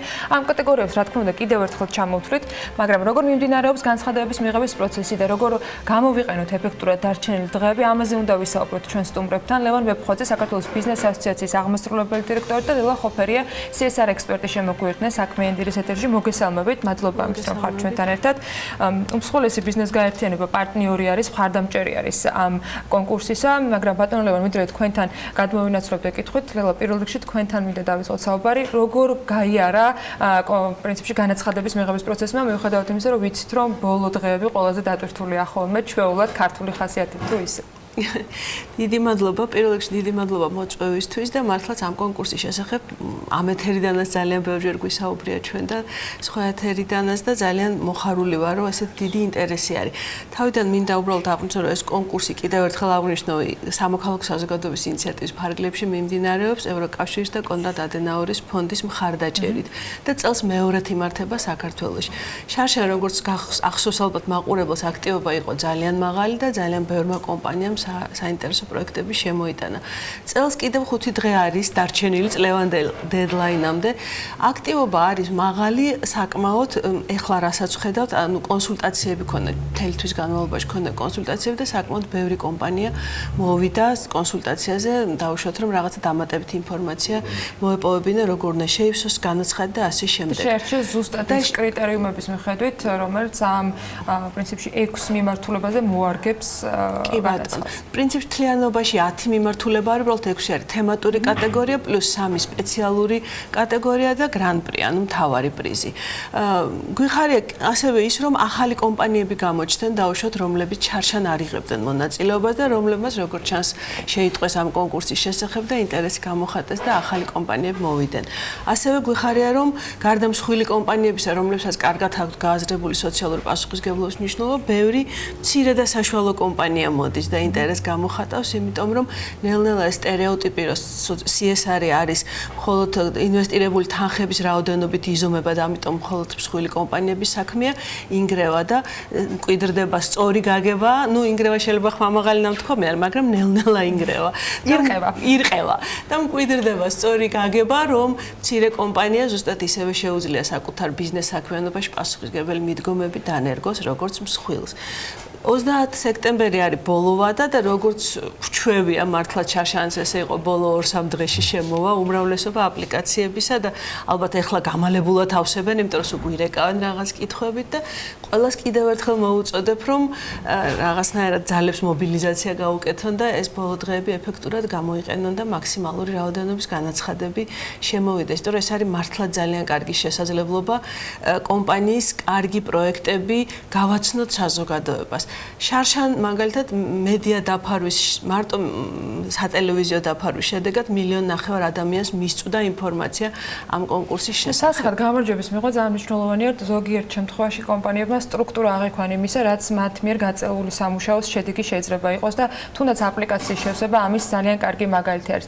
ბიზნესისთვის რატომ არის ბატონ ლევან საინტერესო, თქვენთვის რატომ იყო საინტერესო ასეთ კონკურსში მხარდაჭერის გამოხატვა და თქვენი წევრების მხრიდან რა თქვათ იმპულსები მოდის ასეთი ფორმით, იმიტომ რომ როცა სოციალურ პასუხისმგებლობაზე ვსაუბრობთ, ესეც ბევრჯერ მოგვისმენია, რომ ეს არ არის თქვათ იმისთვის გაკეთებული, შემდეგ ტირაჟირება მოხდეს, მაგრამ მნიშვნელოვანია, რომ სხვებმაც გაიზიარონ ის პრაქტიკა და მაგალითები, რომელსაც ესა თუ ის კომპანია ახორციელებს. რატომ არის ბიზნესთვის მნიშვნელოვანი და საინტერესო მსგავსი პლატფორმები, მსგავსი კონკურსები და ზოგადად CSR მიმართულება? ზოგადად CSR პირველ რიგში მოგესალმებით, მივესალმებით თქვენს ტელეაუდიტორიას. რაც შეეხება CSR მიმართულებას, კორპორატიულ პასუხისმგებლობას, ბიზნესმა ვფიქრობ, რომ გაიარა თავისი გარკვეული განვითარების სტადიები. იყო პერიოდი, როცა ბიზნესი ფიქრობდა, რომ ღირებულება შეექმნა მხოლოდ აქციონერისთვის. მეორე ეტაპი იყო, როცა ბიზნესი ფიქრობდა ღირებულების შექმნას როგორც აქციონერებს, არის მისი მომხმარებლისთვის. და ეს სხვა შორის დილემა ესე მარტივი არ არის, თუმცა ხშირად კონფლიქტია, ვის შეუქმნა ღირებულება, იმიტომ თუ ღირებულებას უქმნი მომხმარებელს, შეიძლება აქციონერს შეუმცირდეს და ასე შემდეგ. ეხლა მე ვფიქრობ, რომ უფრო წინ წავიდა ბიზნესი და ფიქრობს არა მხოლოდ აქციონერს და მის მომხმარებელზე, არამედ ფიქრობს რა ღირებულება შექმნა საზოგადოებაში. და CSR არის სწორედ ინვესტიცია მომავალში, იმიტომ რომ ამ შემთხვევაში ეს არის კონტრიბუცია ბიზნესის საზოგადოებაში იმისთვის, რომ საზოგადოება ეს არის გრძელვადიანი ინვესტიცია, ეს არ არის ერთჯერადი ქველმოქმედება, ეს არის სწორედაც არის გრძელვადიანი ინვესტიცია მომავალში, ეს არის ისეთი პროექტები, რომელიც შეიძლება ეხებოდეს ჩვენს გარემოს, შეიძლება ეხებოდეს განათლებას, მომავალთაობას და შემდეგ აღარ დაკონკრეტები, იმიტომ რომ ძალიან ბევრი მიმართულება აქვს, თუმცა ერთი რაც საერთოა, როგორც ჩვეულებრივი ბიზნეს პროექტისთვის უნდა იყოს მდგრადი და გრძელვადიანი. მე ასე ვუყურებ CSR-ს, იმიტომ რომ ერთჯერადად განხორციელებული რაღაცა ქმედება, რომელსაც არ აქვს რაღაცა მდგრადი განვითარება, მაინც მე მგონია, რომ არ არის ის კონტრიბუცია, რომელიც საზოგადოებას ესაჭიროება. ჩვენ უფრო გრძელვადიანი, თქვათ, შედეგებზე უნდა ვიყოთ ორიენტირებული და ბიზნესი, ქართული ბიზნესი აჩვენებს სწორედაც, რომ უკვე ამ ეტაპზეა გადასული ის პროექტები, რომელიც შემოდის, შარშან დაიწყო და წელს გრძელდება და ჩვენი წევრები ძალიან აქტიურები არიან, ჩვენ მინდა აღნიშნო, რომ შარშან 3 ჩვენი წევრი იყო გამარჯვებული, საქართველოს ბანკი, TBC ბანკი, GBI ჰოლდინგი. მედი მაქვს, რომ რადგანაც ჩვენი კომპანიები წელსაც აქტიურები არიან, ასევე მათი პროექტები დაფასდება, თუმცა აქვე მინდა გაუსვა, რომ ახლა ჩვენ ვართ პარტნიორები, ეს აპრიორი არ ნიშნავს იმას, რომ მხოლოდ რაღაცა ჩვენ წერებს ექნება უპირატესი მდგომარეობა, მე ვფიქრობ, რომ ამ შემთხვევაში მიუკერძოებლობა ჟიურის და ორგანიზატორების მდგომარეობის იმაში. კი, ხო, მდგომარეობის იმაში, რომ ყველა პროექტი რაღაც კონკრეტული კრიტერიუმებით ფასდება, ეს კრიტერიუმებში წევრობა ასოციაციის გამოირიცხება ცხადია. სწორედ ამიტომაც მე ვფიქრობ, რომ კომპანიებს ხო და მეორე თემა არის, ჩვენ ახლა ამასთან ვფიქრობდი ჩვენ ყველანი ჩვენი ბავშვობიდან მოდიოდა და ბავშვობა ნიშნავს იმას რომ ყველას გვახსოვს რომ როგორ გვიხარო და რაღაც კარგ საქმეს რო გავაკეთებდით და ამ საქმეს რო შეგვიქებდნენ. აი ბიზნესაც ხანდახან ჭირდება ამის ხაზგასმა და შექება რომ ეს საქმე მიუხედავად რომ ისინი აკეთებენ ამას მხოლოდ და მხოლოდ გამომდინარე იმ გრძელვადიანი კონტრიბუციიდან რაც მათ უკვე გააზრებული აქვს, მაინც საჭირო რომ დავინახოთ და უთხრათ რომ ჩვენ ვხედავთ ამას, რა კარგ პროექტებს აკეთებთ, ხაზი გავუსვა და წავახალისოთ სხვა კომპანიებიც რომ მსგავს აქტივობაში ჩაერთონ, რომ ეს 21 საუკუნეში ბიზნესი არ არის მხოლოდ ან ერთ მხარეს აქციონერისთვის ღირებული შექმნა, ან მოხდა ეს არის უკვე სხვა ტიპის, ასე ვთქვათ, ბიზნესი, რომელმაც უნდა შექმნას გრძელვადიანი ღირებულება მთლიანად საზოგადოებისთვის. და ცალსახად მნიშვნელოვანია, როდესაც მოტივატორი ხდება ასეთი პროექტები, ისეთი კომპანიებისთვის, რომლებიც თქვა ამ ფორმით არ იყვნენ ჩართულები საზოგადოებრივად აქტიურ ცხოვრებაში და მეორე მხრივ შესაძლოა იყვნენ, მაგრამ გააზრება იმის, რომ მათ ამ ფორმით მოახერხეს, რომ CSR პროექტები გაეკეთებინათ, შარშანდელი მაგალითად გამომდინარე, აღმოაჩინეთ, რომ ზოგ შემთხვევაში არ იყო. იმ კონსულტაციებმა, რაც ამ პერიოდის განმავლობაში იყო, ქალბატონ დილა, რა აჩვენა, რამდენად არიან ახალი კომპანიები განსხვავებული ინიციატივებით წარმოდგენილები წლევანდელი კონკურსისათვის? რასაკვირველია, ყველა ახალი კომპანია სრულად განსხვავებული ინიციატივით მოდის. კონკურსის კატეგორიები ძალიან მრავალფეროვანია, CSR-ს ყველა შესაძლო თემას მოიცავს, ამიტომ ნომინაციების ძალიან და აპლიკაციები ძალიან მრავალფეროვანი იქნება. ჩვენ შეზღუდვა გვაქვს შარშანდელ პროექტებთან მიმართებით, რომ თუ დაუშვათ შარშან წარდგენილიყო პროექტი და მას არაფერი არ შეემატა სიახლე, კვლავ უცვლელად იმ პროექტის შემოტანა უკვე კონკურსი ბლოკავს, იმიტომ რომ არ არის საინტერესო ხო ერთი და იგივე პროექტების გაუთავებელი ბრუნვა. თუ იგივე გრძელვადიანი პროექტია და რასაკვირველია ყოველ წელს სიახლეები არის და ახალი შედეგები, მაშინ პირიქით გრძელვადიანობა უკეთესიც არის და მისასალმებელი. ამიტომ ზოგიერთი პროექტი შემოდის, რაც მრავალი წელია გრძელდება და ყოველ წელს ახალ შედეგებს დებს და ზოგიერთი სრულად ახალი პროექტი, რომელიც საკმაოდ ინოვაციურიც ჩვენთვისაც ძალიან ბევრი საინტერესო რაღაცა გავიგეთ, რაც არ ვიცოდით. ჩვენ წინა შეხვედრასაც აღვნიშნეთ ის, რომ CSR პროექტები აჩვენებს რეალურად საზოგადოების მოთხოვნას ან კომპანიების აქტიურობას იმ წუთას რა არის მნიშვნელოვანი. ის იქნება გარემოს დაცვა, ქალთა უფლებები, თქვათ რაღაცა ბევრ ნაწილში შეიძლება ითქვას, რომ ტრენდულები ხდებიან ხოლმე კომპანიები, როდესაც ამა თუ იმ თემაზე საკუთარ პროექტებს ამუშავებენ. წელს რა იყო ასეთი, რაც სიახლე აღმოჩნდა თქვენთვის შარშანდელი და წლევანდელი პროგრამებიდან და პროექტებიდან გამომდინარე? იცით, ამაზე ალბათ ჯობია ვისაუბროთ, როდესაც დასრულდება განაცხადების შემოტანა, იმიტომ რომ ყველა ვინც აპირებს განაცხადის შემოტანას, ხადია ჩვენთან კონსულტაციაზე არ მოსულა და ამიტომ შეიძლება ჩვენი ყურადღების მიღმა ჯერჯერობით ძალიან ბევრი საინტერესო პროექტია, რომელიც მზადდება შემოსატანად და აი 30-ის შემდეგ უკვე ზუსტად გვეცოდინება რა სიახლე გვაქვს დაუშვათ თემატურად და შინაარსობრივად შემოსული პროექტების თვალსაზრისით. იმედი მაქვს, რომ ამასაც აუცილებლად გავაზრებთ ჩვენს მაყურებლებს. დიდი სიამოვნებით. გისურვებთ წარმატებას, ბატონებო, თქვენი გაერთიანების წევრებსაც უსურვებთ წარმატებას და რა თქმა უნდა, ჯამში ყველა იმ პროექტს, რომელიც მელიორა 2019-ში გეგმავს, რომ მონაწილეობა მიიღოს 30 სექტემბრამდე არის ბოლო ვადა და კიდევ ერთხელ შევახსენებთ ბიზნესებს, რომ ვინც დაინტერესებული არიან ამ კონკურსში მონაწილეობით, აუცილებლად უნდა გამოიყენონ ეს დღეები იმისათვის, რომ მათ მიერ განხორციელებული CSR პროექტები დარეგისტრირდეს და შემდეგ უკვე შეფასებას დაველოდებით, რომელსაც აუცილებლად გაუზიარებთ ჩვენს მაყურებლებს. მადლობა სტუმრობისათვის ლევან მეფხვაძეს, საქართველოს ბიზნეს ასოციაციის აღმასრულებელ დირექტორს და ლელა ხოფერიას, CSR ექსპერტს მასპინძლობთ საქმიანი დილის ეთერში. ახლა რეკლამაზე უნდა გავიდეთ და ეთერში დაბრუნებისთანავე შემოგთავაზებთ მთავრობის ხდომის იმ ნაწილს, რომელიც მედიისთვის ღია იქნება, დაგველოდეთ.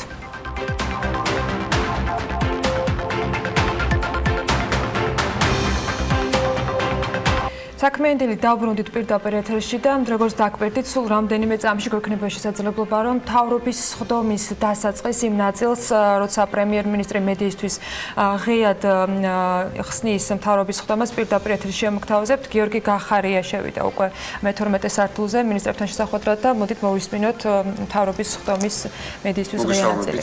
კოლეგებო, რა თქმა უნდა, დღესაუბარს დავიწყებთ პირველ რიგში ტყიბულში განვითარებული მოვლენებით. ის რაც დღეს და გუშინ ხდებოდა ტყიბულში არის აბსოლუტურად მიუღებელი. თუმცა აქვე უნდა აღვნიშნოთ, რომ ეს ის პრობლემებია, რომლებიც დაგროვილია წლების განმავლობაში.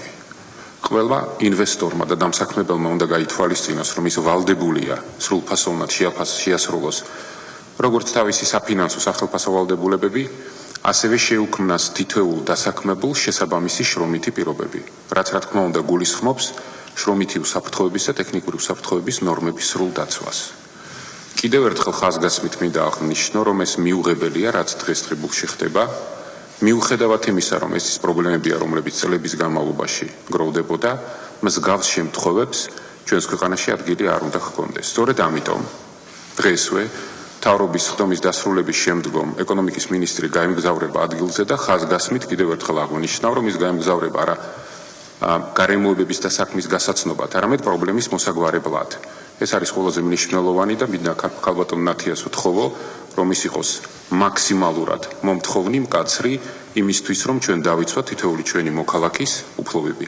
რა თქმა უნდა, ჩვენ ბევრს ვაკეთებთ და გავაკეთებთ შემდგომშიც, მომავალშიც ბიზნესის დამსაქმლების ინტერესების დასაცავად, ყოველთვის იქ, სადაც ამის საშუალება გვექნება დაუდგებით ბიზნეს გვერდით, თუმცა დამსაქმებელმა და ბიზნესმა ყოველთვის უნდა გაითვალისწინოს ჩვენი მოქალაქის სოციალური ვალდებულებები, პასუხისმგებლობა და სრულად შეასრულოს ის. კიდევ ერთხელ მადლობა და მედიას ვხდით მადლობას. ნახვამდის. ეს იყო ერთადერთი განცხადება. ეს იყო ერთადერთი განცხადება, რომელიც გიორგი გახარიამ მთავრობის ხდომის დაწყებისას გააკეთა. პრინციპში წინასწარ ადვილი საპროგნოზო იყო, რომ და ჩვენ თქვით კიდეც გადაცემის დასაწყისში, რომ სწორედ ამ თემაზე იქნებოდა მშენებლობა დღევანდელ მთავრობის ხდომაზე. მე შეგახსენებთ აქვე, რომ 27 სექტემბრიდან ხელფასების გაცემის დაწყებასთან დაკავშირებით იყო წინასწარ მოლაპარაკებები. მანამდე ის ადამიანები, ვინც შახტაში ჩავიდნენ 2 დღის წინ, აგრძელებენ პროტესტს. ამის მიზეზი კი არის ის, რომ მას შემდეგ, რაც 2018 წლის ივლისში უბედური შემთხვევის გამო ფაქტობრივად სრულად იყო შეჩერებული საქნახშირის მუშაობა, გადაწყვეტილება იმასთან დაკავშირებით, რა ფორმით მოხდებოდა ამ მუშაობის გაგრძელება არ იყო მიღებული. შესაბამისად, კომპანიას ჰქონდა ვალდებულება აღებული, რომ მიუხედავად იმისა, რომ სამუშაო პროცესი სრულად იყო გაჩერებული, ხელფასები გადაეხადა შახტაში დასაქმებულებისათვის. ეს ხდებოდა აგვისტომდე, ამ თითქმის წელიწად და რამდენიმე თვის განმავლობაში, თუმცა აგვისტოდან კომპანია საქნახშირში აცხადებენ, რომ მათ უბრალოდ ვეღარ მოახერხეს, რომ გადაეხადათ ხელფასები დასაქმებულებისათვის. დღეს ნათია თურნავა, როგორც პრემიერმა განაცხადა, ჩავა ტყიბულში და გავიგებთ, რა ფორმით შეიძლება რომ გაგრძელდეს ერთის მხრივ შახტის მუშაობა, მეორეს მხრივ დასაქმებულებისათვის შესაბამისი ანაზღაურების მიცემა და ზოგადად გაირკვეს სახელმწიფოსა და ლიცენზიის მფლობელ კომპანიას შორის ურთიერთობა. ეს იყო მთავრობის ხდომის პირველი განცხადება. მოგვიანებით ალბათ გვექნება შესაძლებლობა, რომ მათ შორის სახელმწიფო კანცელარიაში მინისტრთა კაბინეტის წარმომადგენლებისგან დამატებით კითხვებზე მოვისმინოთ პასუხები და ამ ყველაფერზე რა თქმა უნდა საქმის კურსში ვიქნებით ჩვენ შემდეგ გამოშვებებში და წაიკითხავთ განახლებულ ამბებს BM წერტილ-ზე. ახლა კი საქმიანი დილის ეთერი ჩვენ სტუმართან ერთად უნდა გავაგრძელოთ არნაკლებ მნიშვნელოვან თემაზე. გუშინ საქართველოს ეროვნულ ბანკში მონეტარული პოლიტიკის კომიტეტის პირველი რიგარეშე სხდომა გაიმართა ზოგადად ეროვნული ბანკის ისტორიაში და სრულად გამართლდა ფაქტობრივად ის მოლოდინი, რაც საინვესტიციო და საფინანსო სექტორისაგან არსებობდა. ეროვნულმა ბანკმა გუშინ მონეტარული პოლიტიკის განაკვეთი 9% პუნქტით 7.5%-მდე გაზარდა. ეს ნაბიჯი ქვეყანაში ინფლაციური მოლოდინების შემცირებით და ეროვნული ვალუტის სტაბილურობის შენარჩუნების მიზნით ახსნეს. განაკვეთის გაძვირებით იმ მოქალაქეებს, ვისაც სესხი ცვლად განაკვეთზე ჰქონდა მიბმული, სესხის მომსახურება გაუძვირდათ. შეგახსენებთ აქვე იმასაც, რომ ოქტომბერში კიდევ ერთი სხდომა უნდა გაიმართოს. რამდენად არსებობს მოლოდინი იმისა, რომ განაკვეთი კიდევ გაიზარდებოდა ეროვნული ბანკი გადახედავს კიდევ დღეს არსებულ საპროცენტო განაკვეთს. ამაზე დავიწყებთ საუბარს ჩვენ სტუმართან ლაშა ქავთარაძე, გალტენტაგარტის ეკონომისტის შემოგვიერთდა საქმიანი დილის ეთერში. ლაშა, მოგესალმებით, მადლობა რომ ხართ ჩვენთან ერთად. პრინციპში პროგნოზი იმასთან დაკავშირებით, რომ გუშინდელი გადაწყვეტილება იქნებოდა ისეთი, როგორიც იყო, ძალიან ბევრისგან მოვისმინეთ, მათ შორის თქვენ იყავით ერთი ადამიანი, რომელიც ამბობდა, რომ საავადმყოფოდ 9% პუნქტით მოხდებოდა გაზრდა, მაგრამ რა იქნება ოქტომბერში, ეს არის კიდევ საინტერესო და რა ეფექტი ექნება იმ გადაწყვეტილებას, რომელიც გუშინ ეროვნულმა ბანკმა მიიღო. ამით მინდა რომ დავიწყოთ ჩვენი საუბარი. მოგესალმებით კიდევ ერთხელ. შეგახსენეთ, რომ წლის დასაწყისში მონეტარული პოლიტიკის განაკვეთი იყო 7%, შემდეგ ასე ვთქვათ, წლის პირველ ნახევარში 6.5%-ამდე შემცირდა, ხოლო ეხლა განვითარებული მოვლენები ივლისიდან მოყოლებული, რომელიც გამოიხატება იმაში, რომ ლარის კურსი არის მეტისმეტად გაუფასურებული. ამის საფუძველზე ეროვნულმა ბანკმა მიიღო გადაწყვეტილება, რომ თანდათანობით გაემკაცრებინა მონეტარული პოლიტიკა. და გუშინ რიგარეშე სხდომაზე 7.5% გახდა მონეტარული პოლიტიკის განაკვეთი. ეს განპირობებული იყო შემდეგი გარემოებების გამო. პირველი ის, რომ ლარის მეტისმეტად გაუფასურება უკვე გადავიდა ინფლაციაში და დაახლოებით ჩვენი შეფასებით ეს არის 1%-ულ პუნქტამდე და მეორე ასე ვთქვათ ეს რიგარეშე სხდომის მოწვევა ასევე განპირობებული იყო იმით რომ 23 სექტემბერს პარლამენტში წარდგენილი იქნა 2019 წლის ბიუჯეტის კანონის ცვლილების პროექტი, სადაც ასე ვთქვათ გარკვეული ცვლილებები არის და ეს ცვლილებები ასე ვთქვათ უკავშირდება იმას, რომ ვთქვათ საგარეო დაფინანსებაში გვაქვს 60-70 მილიონით შემცირება ზესხის, ხოლო 400 მილიონით იზრდება დაახლოებით სახაზინო ვალდებულებები, ამას უარყოფითი გავლენა აქვს გარკვეულწილად იქიდან გამომდინარე, რომ როდესაც უცხოეთიდან შემოდის ის თანხა, ლარზე დადებითად მოქმედეს, მაგრამ როდესაც შიდავალს ვიღებთ და იმ მაგალითად საგარეო სეხს ვამცირებთ, ამას უარყოფითი გავლენა აქვს და იმისათვის, რომ აი ეს განეიტრალებული ყოფილიყო, ეს იყო ერთ-ერთი დამატებითი მიზეზი იმისა, რომ ეროვნულმა ბანკმა რიგარეშე სხდომა გამართა და ეს არის ჩვენი შეფასება. ეს 9%-ული პუნქტი საკმარისი იქნება სწორედ ამ განეიტრალებისათვის, რომელიც მათ შორის 2.66-დან 2.97-ზე გადაწერილი 2019 წლის ბიუჯეტს იმ პრობლემებს მოუხსნის, რაც ახლა თქვენ ჩამოთვალეთ? ლარის გაცვლით კურსზე ამჟამად დამატებითი ზეწოლა ისე მომდინარეობს იქედან, რომ სესხების გალარება ხდება, ვისაც აქვს დოლარში, ისე ეს პროცესი არ დასრულებულა, ივლისიდან მოყოლებული და ამას ხედავთ უკვე მონაცემებში, სესხების დოლარიზაცია არის შემცირებული, მაგალითად აგვისტოს მონაცემით 55.5% არის, იყო 56.4%. მაგრამ დეპოზიტების ნაწილში გვაქვს ისე უცხოური ვალუტის ზრდა უფრო დიდი. დეპოზიტების ესეც არ დასრულებულა, ვისაც აქვს მაგალითად ლარის დეპოზიტი, ის გადადის დოლარში და როდესაც ეს პროცესი ამოიწურება, უკვე მონეტარული პოლიტიკის განაკვეთი იმ დონეზე არის, რომ ლარის კურსი, ასე ვთქვათ, გამყარებისკენ უნდა წავიდეს აუცილებლად. ეს ასე ვთქვათ, თუ არ გამოჩნდა ვთქვათ 2023 ოქტომბრამდე, მაშინ ეროვნულ ბანკს კიდევ შემდგომი გამკაცრება მოუწევს, გამომდინარე იქიდან, რომ ამ დონეზე ლარის კურსის შენარჩუნება ინფლაციას დაახლოებით წლის ბოლომდე ჩვენი შეფასებით 5-7%-მდე აიყვანს. გუშინ იყო ADB-ის პრინციპში პროგნოზი 4 და 7-ზე, თქვენ უფრო ფიქრობთ, რომ შესაძლოა კიდევ უფრო მეტი იყოს წლიური საშუალო წლის ბოლოს თორემ საშუალო წლიური ინფლაცია დაახლოებით 4.4%-ის პარალელში. გუშინ ასევე მოვისმენთ არჩილ-გაჩილზე შეფასება, ისევ პრინციპში იგივე შინაარსის იყო ლართან დაკავშირებით, რომ დღეს დოლარი უნდა ღირდეს ლართან მიმართებით დაახლოებით 2.7-2.8-ის ფარგლებში. თქვენ ის მიზეზები დაასახელეთ, რაც დღეს რეალურად ზეწოლას ახდენს სწორედ ამ კურსის ცვლილებაზე.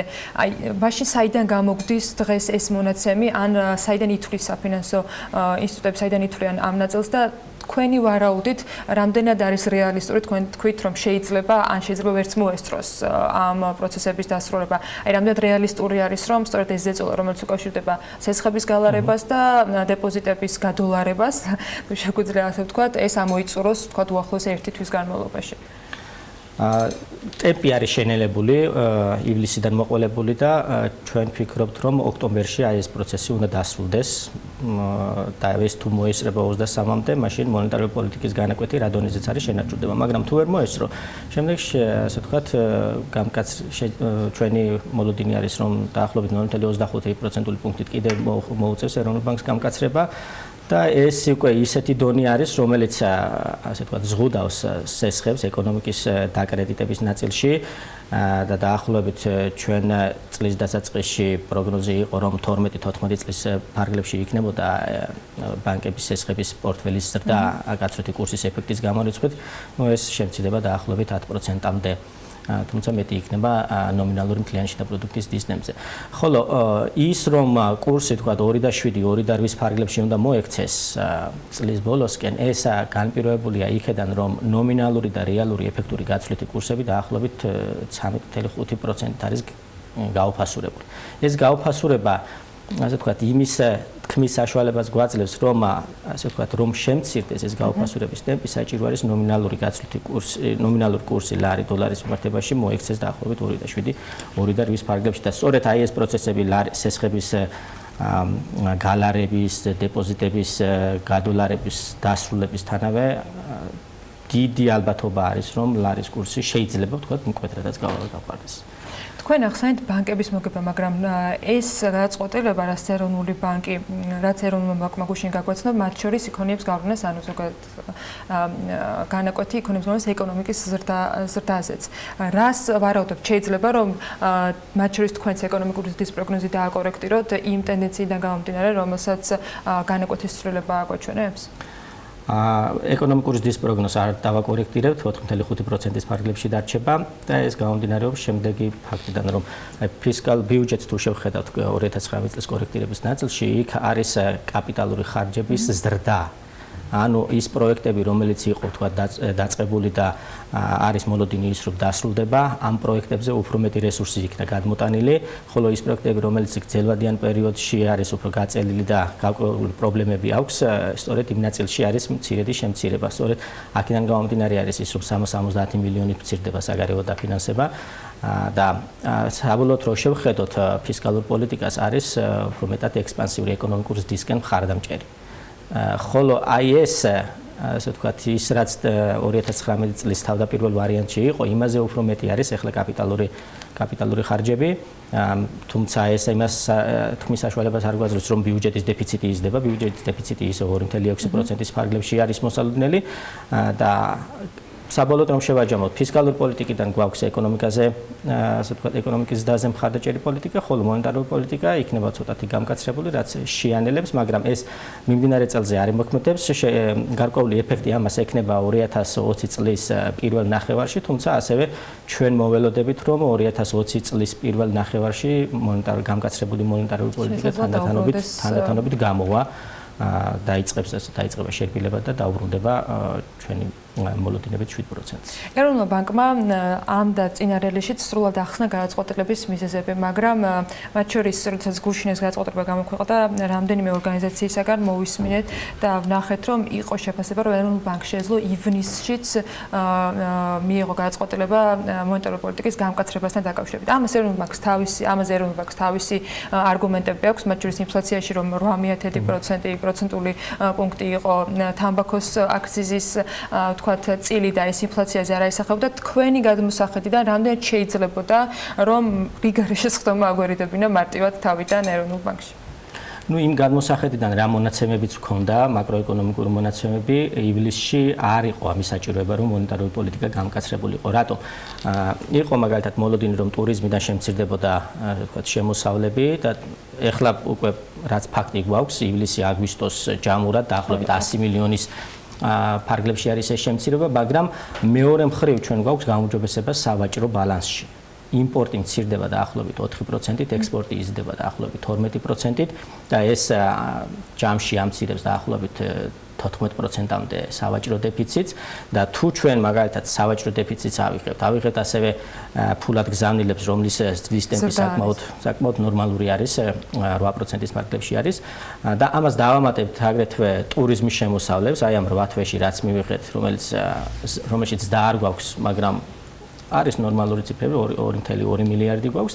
ამ ყველაფერს თუ დავაჯამებთ და შევადარებთ გასული წლის ისე 8 თვის ანალოგიურ მონაცემებს, გვაქვს 600 მილიონით გაუმჯობესება. ამიტომ ასე ვთქვათ, ივლისშიც ჩანდა ეს, რომ მეტი იყო სავაჭრო ბალანსის გაუმჯობესების რიცხვი, გადაწონი და ტურიზმიდან მიღებული შემოსავლების დანაკლებას და ეს იყო ერთ-ერთი, ასე ვთქვათ, მნიშვნელოვანი მიზეზი იმისა, რატომაც ეროვნულ ბანკმა არ გაამკაცრა ივლისში მონეტარული პოლიტიკა. მაგრამ შემდგომ, როდესაც უკვე ეს მოლოდინებში, უარყოფით მოლოდინებში გადაიზარდა და საზოგადოებამ აიტაცა, რომ კურსი შეიძლება კიდევ და კიდევ გაუფასურდეს და დაზღვევის მიზნი დაიწყეს სესხების გალარება, დეპოზიტების გადოლარება და ასე შემდეგ, ამას შექმნა უკვე მეორე ტალღა ზეწოლის გაცვლით კურსზე და ეს ტალღა დღემდე გრძელდება. ეს პროცესი დღემდე გრძელდება და რა თქმა უნდა ეს არ შეიძლება ხო უსასრულოდ გაგრძელდეს, ამოიწურება და შემდეგ ამის ყველანაირი რესურსი არის, მათ შორის მაკროეკონომიკური ყველაზე მნიშვნელოვანი რა არის? მიმდინარე ანგარიშის დეფიციტი იქნება საქართველოში ერთ-ერთი ყველაზე ისტორიის მანძილზე ყველაზე დაბალ ნიშნულზე მიმდინარე წელს დაახლოებით. ამაზე საერთაშორისო ინსტიტუტებისგანაც მივიღეთ ქება შეიძლება. და ეს არის ასე ვთქვათ ის მნიშვნელოვანი განმაპირობებელი ფაქტორი, რატომაც გაცვლითი კურსი უნდა იყოს უფრო მყარი, მნიშვნელოვნად გამყარებული 2020 წელს. მადლობა საინტერესო ანალიზისათვის და მიმოხილვისათვის ჩვეულად. ლაშა ქავთარაძეს მასპინძლობდით საქმიანი დილის ეთერში. ახლა უკვე მარია ადამია უნდა შემოგვიერთდეს სტუდიაში. China Development ინსტიტუტის ექსპერტებმა მსოფლიოში უმსხვილესი ფინანსური ცენტრების სიაში ადგინეს, ანუ ქალაქები, სადაც ყველაზე მეტი საფინანსო ტექნოლოგიური კომპანიაა თავმოყრილი. რეიტინგის შედგენისას 3360 რესპონდენტი გამოიკითხა და სხვადასხვა ქვეყნიდან ჯამში 5 ადგილი გამოიკვეთა. წამყვანი პოზიციები კი აზია წყნარი ოკეანის რეგიონს უჭირავს. სად არის ყველაზე მეტი უმსხვილესი კორპორაცია განთავსებული და რა გამოიკვეთა კვლევის შედეგად? მარიამი გვეტყვის, მარიამ კიდევ ერთხელ მოგესალმები. აი, დილონშტების კიდევ ერთხელ ერთ-ერთი მთავარი პირობა იმისათვის, რომ ბიზნესი იყოს წარმატებული, ან ალბათ დამეთანხმების საჭიროა მისი დაწყებისას სწორი დრო და რაც მთავარია, სწორი ადგილის შეერჩეს, ამიტომაც ინვესტორები ყველაზე ხშირად ბიზნესის დაწყებისას თუ განვითარების მიზნით არჩევანს ჩინეთის დედაქალაქზე, პოლიტიკურ, საგანმანათლებლო და კულტურულ ცენტრზე პეკინზე აჩერებენ, რომელიც ბოლო წლებში სულ უფრო და უფრო ირგებს სამეწარმეო საქმიანობის ლოკომოტივის როლს და ინვესტიციებს იზიდავს. მიუხედავად იმისა, რომ რეალურად მთავარ ეკონომიკურ ცენტრად ჩინეთში შანჰაი და ჰონკონგი მიიჩნევა, მაინც პეკინი მსოფლიოში ყველაზე მეტი საფინანსო და ტექნოლოგიური კომპანიის სამშობლოა.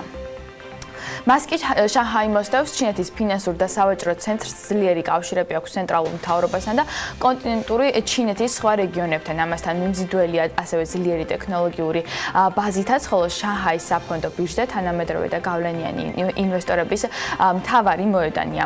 ამდა კიდევ სხვა არაერთი მიზეზის გამო ქალაქი დროთა განმავლობაში სულ უფრო მეტ ინვესტორს იზიდავს მთელი მსოფლიოდან.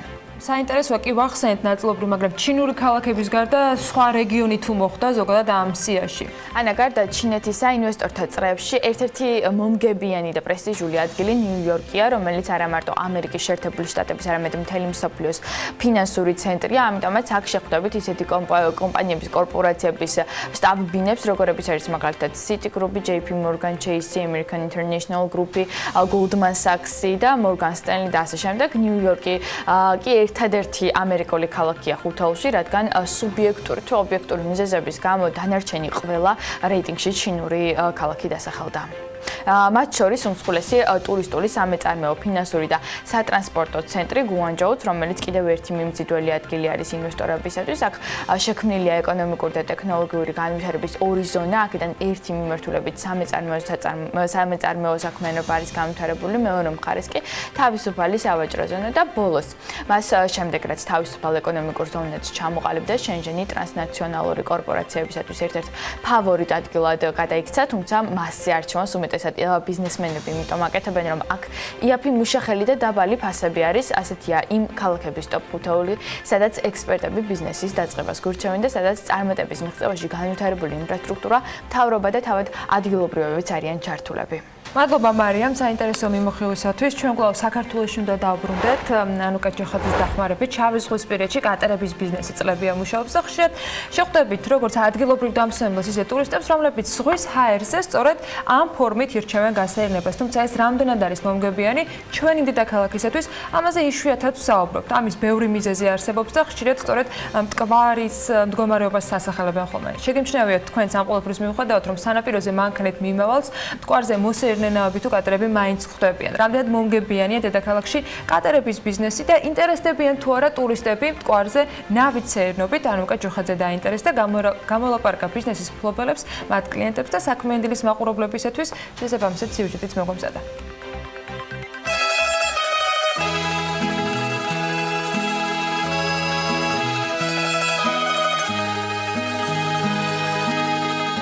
ის რაც ჯერ კიდევ საუკუნეების წინ ვენეციაში გადაადგილების საუკეთესო საშუალება იყო, დღეს შეიძლება ითქვას, რომ ერთ-ერთი მიზეზია, რის გამოც ტურისტები ამ ქალაქს სტუმრობენ. ვენეციური გონდოლებით ქალაქში გადაადგილება ბევრი ტურისტისთვის საინტერესო აქტივობაა. ნავები როგორც ტრანსპორტი, ნამდვილად ვენეციის ხელწერაა, მაგრამ მოდით დავბრუნდეთ ჩვენთან, საქართველოში. მტკვარზე ნავებით გადაადგილება ხშირად ბევრი ჩვენგანისთვის თბილისობის დღესასწაულთან ასოცირდება, როცა მტკვარზე ნავებით და ტივებით არაერთ მოსეირნე ადგილობრივ შეხვდებით. თუმცა როგორც აღმოჩნდა, ბიზნესი, რომელიც უკვე წლებია დედაქალაქში ვითარდება, ტურისტებისთვის უფრო მეტად საინტერესოა, ვიდრე თავად ქართველებისთვის. River Trip მხოლოდ ერთ-ერთი კომპანიაა, რომელიც მტკვარზე გასეირნების მსურველებს კატერის ტურებს თავაზობს. მათ ძიებაში ჩვენც აღმოჩნდით მტკვარზე კატერით. თანაც რაც არ უნდა გასაკვირი იყოს პირველად. ყოველ სეზონზე საქართველოში ძალიან ბევრი ტურისტი ჩამოდის და ჩვენ შეთავაზებაში შედის, რომ მაქსიმალურად კარგი პირობები შეექმნათ ტურისტებს და კარგი შეთავაზებები იყოს. ნუ ჩვენ შეთავაზებაში შედის, რომ ტურისტებს შევთავაზოთ მტკვარზე გასეირნება კატერით და ამ შეთავაზებაში ასევე შედის შაი, ყავა და ღვინო. ეს არის 9 საათიანი ტური. ძირითადად სტუმრები გვყავს რუსეთიდან, ირანიდან და დუბაიდან. როგორც River Trip-ის წარმომადგენლები ამბობენ, დღის განმავლობაში მათი კატერით დაახლოებით 100 ადამიანი სარგებლობს. სანაპიროზე კი მათ მსგავსად 10-ობით კატერს შევხვდით. ფასები კი კატზე 9 საათის განმავლობაში 25-დან 35 ლარამდე მერყეობს. River Trip-ის წარმომადგენლებმა ჩვენთან გავლილი სეზონი შეაფასეს. წლევანდელი სეზონი ასე თუ ისე საკმაოდ კარგი გამოდგა, მაინც მიუხედავად იმისა, რომ რუსეთიდან არც ისე ბევრი ტურისტი ჩამოვიდა, თუმცა ევროპელებიც ბევრნი არიან. დღის განმავლობაში სადღაც 100-მდე ტურისტი მაინც სეირნობს ნავზე. რაც შეეხება ციუამინდებს, სიმართლე გითხრათ, მაინც ცოტა იგრძნობა, რომ ტურისტები არ არიან, თუმცა მუშაობა ყოველთვის არის. მოვახერხეთ ტურისტებთან გასაუბრებაც და მოვიკითხეთ მათი შთაბეჭდილებები, როგორც დედაქალაქთან, ისე კატერით ტურებთან დაკავშირებითაც. ზოგიერთის ჩაწერა კატერზე, ზოგის კი ქუჩაში მოვახერხეთ. რუსეთიდან ვართ, ავიასანქციებს არ შევუშინდით და მაინც ჩამოვედით. პირველად არ ვართ და რაც ძალიან გვახარებს ჩვენთან როგორც რუს ტურისტებთან დამოკიდებულება ამ მოვლენების მიუხედავად, მაინც არ შეცვლილა. ნავით გასეირნებაც მოვახერხეთ, დავათვალიერეთ მდინარის სანაპიროები და თბილისის არქიტექტურა. სულ რამდენიმე დღეა რაც აქ ვართ და ძალიან მოგწონს. მოგწონს ქალაქის არქიტექტურა და ადგილობრივი საკვები. რაც შეეხება ნავით ტურებს, ეს ერთ-ერთია იმ აქტივობებიდან, რომლითაც ჩვენი მოგზაურობის განმავლობაში დავკავდით. გამრავლმა გოგონამ გვირჩია გავითვალისწინეთ რჩევა და უკმაყოფილოები ნამდვილად არ დავრჩით. River Trip-ის წარმომადგენლების თქმით, ყოველწლიურად იზრდება კატერების რაოდენობა. თუმცა ნავები და კატერები ვენეციის მსგავსად ქალაქში გადაადგილების სატრანსპორტო საშუალება ვერ გახდა. მაგრამ რა იცით რა ხდება, იქნებ მომავალში საცობებს თავი სწორედ ამ მეთოდით დავაღწიოთ.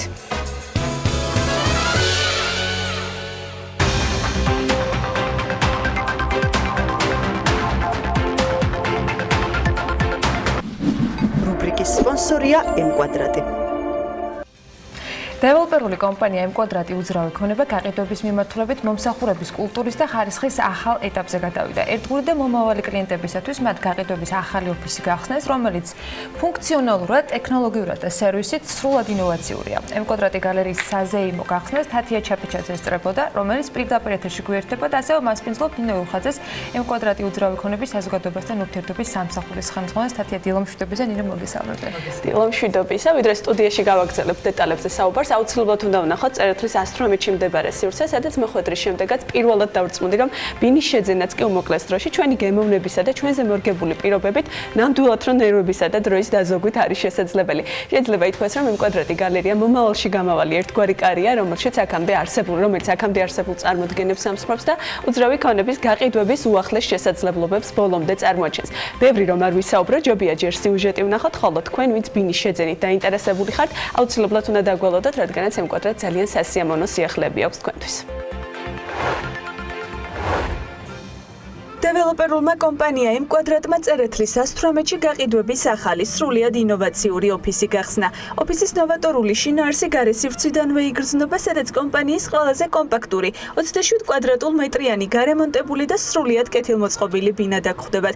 კონსტრუქცია თითქოს დეკორატიული ამწით არის ჩადგმული, რაც იმის სიმბოლოა, რომ M-კვადრატი თქვენს ბინას ზედმეტი ნერვიულობისა და დროის დაკარგვის გარეშე მოგართმევთ.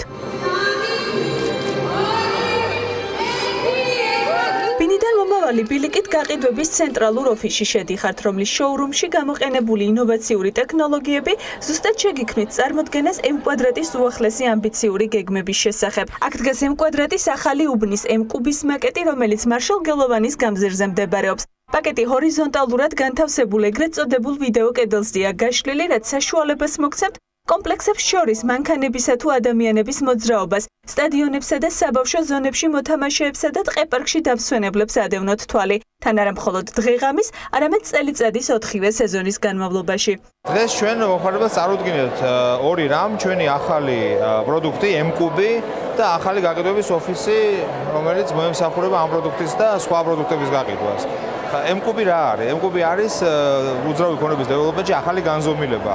თუ აქამდე პირველ განზომილებად ჩვენ თვლიდით ბინებს შავი კარკასით ან თეთრი კარკასით, მე M კვადრატმა შემოიღო ბინები გარემონტებული, სრული რემონტით და მოწესრიგებული ინფრასტრუქტურით.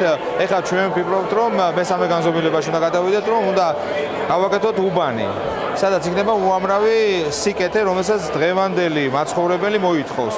11 ჰექტარზე გაშლილ უბანში აშენდება როგორც სკოლა, ასევე საბავშვო ბაღი, პარკი და ბულვარი. ტერიტორიაზე ასევე იგეგმება რესტორნების, კაფე-ბარების, გასართობი ცენტრებისა და საცურაო აუზების მოწყობა. უბანი საცხოვრებელი ზონის გარდა კომერციული ნაწილისა და სასტუმროების განვითარებასაც მოიაზრებს. მისი საბოლოო დასრულების თარიღი კი 2024 წელია. გამომდინარე იქიდან, რომ დღეს ბინები არ არის დიდი ზომის და ასე ვთქვათ ამ შემჭიდროებულ სივრცეში ცხოვრება არც თუ ისე მარტივია. ჩვენი სლოგანი იყო, რომ ეს ხალხი გამოვიყვანოთ ბინებიდან გარეთ. და გარეთ გამოყვანის რამდენიმე მეთოდი არსებობს. ეხლა თქვენ ხედავთ, რომ იქ არის ძალიან ლამაზი პარკი. ამ პარკში მოეწყობა მაგალითად ბარბეკიუს ადგილები, სადაც შეგიძლიათ მიიღოთ თქვენი სტუმრები. გარდა ამისა, მაგალითად შენობების პირველ სართულებზე განთავსდება საბავშვო ოთახები, სადაც სამეზობლოს ბავშვები შეუძლიათ ჩავიდნენ და ცუდამინჩი ითამაშონ ამ საბავშვო ოთახში. კარგამინჩი გამოვიდნენ გარეთ და ითამაშონ პარკში. პირველ სართულებზე ასევე მოეწყობა ეგრეთ წოდებული coworking სივრცეები. M კვადრატის გაყიდვების ახალ ოფისში თქვენთვის სასურველი ნებისმიერი ბინის არჩევა თანამედროვე ტექნოლოგიების გამოყენებით 1 საათშია შესაძლებელი. სპეციალური ფილტრაციის გამოყენებით თქვენს მოთხოვნაზე მორგებულ ბინას პოულობთ. ნამდვილი ჯადოქრობა კი სწორედ აქედან იწყება. შევქმნით სოფტი, რომელიც რამოდენიმე ფაზით სხვადასხვა ტექნოლოგიის სახით არის წარმოდგენილი და მომხმარებელს უადვილებს ბინის შერჩევის პროცესს. აი მაგალითისათვის, აქვე შეგვიძლია ბინა შევარჩიოთ. ეს არის ის ფაზა, მშენებლობის ის ფაზა, რომელიც ახლა მიმდინარეობს და მომხმარებლებს ინტუიტიურად თავადვე შეუძლიათ კონკრეტული ფილტრების საშუალებით არჩიონ ბინა. მაგალითად, ბინების ფასის 40000-დან 100000-მდე მოძებნოთ კი ბატონო, აი ახლავე, აი ეს პირობითად. სართულის შერჩევაც არის შესაძლებელი. კონკრეტულად ხედის შერჩევაც არის შესაძლებელი. ანუ ეს ყველაფერი ჩემს სურვილზე მორგებული. ეს პირდაპირ თქვენ სურვილზე არის მორგებული. ეკრანზე გამოდის ყველა ის შესაძლო ბინის ვარიანტი, რომელიც თქვენი ფილტრების მიხედვით შეიძლება იყოს არჩეული. აქ ვიწერია უკვე კონკრეტულად ბინის დეტალები, კონკრეტული ბინის მისამართი, სად არის მისი კვადრატურა, რენდერი, როგორი სახით შეიძლება იყოს წარმოდგენილი. ეს არ არის ყველაფერი, რასაც ეს არ არის ყველაფერი. ნახო ამ ყველაფერს. ეს არ არის ყველაფერი. იგივე გამოცდილება გვინდოდა ვიზუალურად წარმოგვედგინა. როგორც ხედავთ, მაკეტზე არის ორი ფერის ბინები, корпуსები წარმოდგენილი.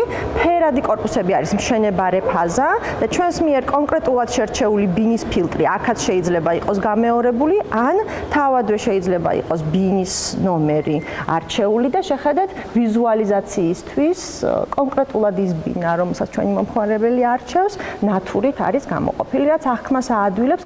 იმისთვის, რომ მომავალი სახლის შესახებ სრულყოფილი წარმოდგენა შეგექმნათ, გაყიდვების ოფისში შესაძლებლობა გაქვთ 5 ტიპის რემონტი შეარჩიოთ. დიზაინერებმა მათ შესაბამისი სახელებიც უწოდეს: მუსკატი, დარიჩინი, ვანილი, ჯინჯერი და ფისტაჩიო. 5-ვე რემონტი განსხვავდება როგორც შინაარსობრივად, ასევე ფერთა გრადაციით.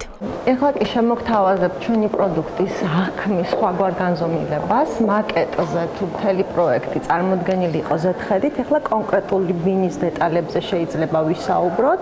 იმ პროდუქტის სრული შეფუთვით, რომელსაც ჩვენს მომხმარებელს თავაზობთ, ის დეტალები არის აქ, ვთქვათ, ელექტრონულად წარმოდგენილი, რომელსაც ჩვენი მომხმარებელი მარტივად აქვე ნახავს. ბინა არის ზუსტი ანალოგი იმისა, რასაც ვაშენებთ, მასალებიც შეესაბამება იმ აღწერას, რაც წარმოდგენილი არის ჩვენს აპლიკაციაში და რემონტიც წარმოდგენილი არის იმ ახალი პროდუქტის სამაგალითოდ, რასაც ჩვენს მომხმარებელს თავაზობთ. თუმცა იმ შემთხვევაში თუ კი ჩამოთვლილი არ გაკმაყოფილებთ, მაშინ შეგიძლიათ კომპანიის გამოცდილი დიზაინერების მომსახურებით ისარგებლოთ, რომლებიც იქვე გაჩვენებენ ინტერიერში გამოსაყენებელი მოსაპირკეთებელი მასალის დიდ არჩევანს და შედეგად უმოკლეს ვადაში შექმნიან მხოლოდ თქვენს მოთხოვნებზე მორგებულ სრულიად ახალ ბინას. ბინის მოცემულობისა და რემონტის ტიპის არჩევის შემდეგ მისი ყიდვის დრო დგება. არც ამისთვის მოგიხდება ზედმეტი დროისა და ენერგიის დახარჯვა, რადგან საბანკო და ყველა სახის იურიდიულ მომსახურებასაც ადგილზე მიიღებთ. ამის შემდეგ კი შეგიძლიათ ბინაზე ცოტა ხანს საერთოდ აღარ იფიქროთ, რადგან როდესაც დათქმული დრო მოვა, M კვადრატი გამზადებული ბინის გასაღებს გადმოგცემთ და თქვენ ცხოვრების ახალი ეტაპისკენ მიმავალ კარში აღებთ. მომავლის გაყიდვების ოფისი უკვე ელის თავის კლიენტებს, იქამდე კი ჩვენ ნინო რუხაძესთან ერთად ვაგრძელებთ საუბარს, რომელიც გვერდდება პირდაპირ ეთერში. დიდი მადლობა კიდევ ერთხელ ნინო, რომ ხარ ჩვენი სტუმარი. ძალიან დახუნძრული სიუჟეტი გამოვიდა ინფორმაციულად, სათქმელი ძალიან ბევრი იყო, მაგრამ მე მაინც პირველ რიგში მინდა გითხრა, საიდან გაჩნდა ამის იდეა, რომ მსგავსი ტიპის პროდუქტი შეგექმნათ მომხმარებლებისთვის? მოგესალმებით პირველ რიგში, ძალიან დიდი მადლობა მოწვევისთვის. ჩემთვის ზოგადად M კვადრატი არის ცოცხალი ორგანიზმი, რომელიც ყოველთვის მიუტვის განვითარებისკენ და ის არასდროს არ ჩერდება, ფიქრობს და ზრუნავს მის მომხმარებელზე. როგორც იცი, ჩვენ პორტფელში დაახლოებით 3000-ზე მეტი გაყიდული ბინაა ამ ეტაპზე და ეს არის უდიდესი გამოცდილება, რომელიც არის ტოლფასი კაპიტალის. არის რეალურად ძალიან მნიშვნელოვანი კაპიტალი, რომელიც გვაძლევს იმის ამბიციას და იმის საშუალებას, რომ თქვათ და ვუკარნახოთ ქალაქს, უთხრათ ქალაქს რა არის შემდეგი. შემდეგი არის M კუბ საბურთალო, ახალი განზომილება M კვადრატისგან, სრულიად ინოვაციური უბანი, რომელიც არის 21 საუკუნის ყველა მოთხოვნაზე მორგებული უბანი, ესე ვიტყოდი და ესე ვფიქრობ და მე მგონი ესე არის და რაც მოხვედით და ნახეთ სიუჟეტმაც ცხადყო.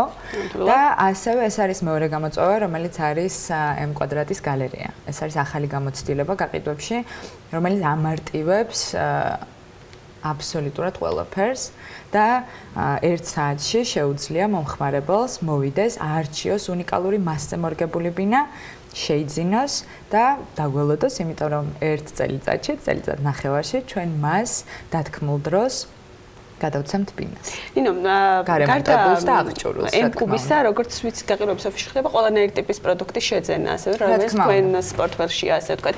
ძალიან ბევრი იყო სიუჟეტში, როგორ ხდება ფილტრაცია, როგორ ხდება, მაგრამ რაც გამოგვრჩა, ასე ვთქვათ, მიღმა იმისა, რაც სიუჟეტში იყო, რა არის საჭირო იმისთვის დღესდღეობით, რომ M კვადრატის მობინადრე გახდე. ეს ყველა დამღლელი პროცედურა, რაც ბინის შეძენას, რემონტს და ამ ყველაფერს ახლავს, რამდენად შეიძლება იყოს მივიწყებული მომხმარებლების მხრიდან და რას რის საშუალებას იძლევით თქვენ ამ შემთხვევაში? უბრალოდ სურვილი.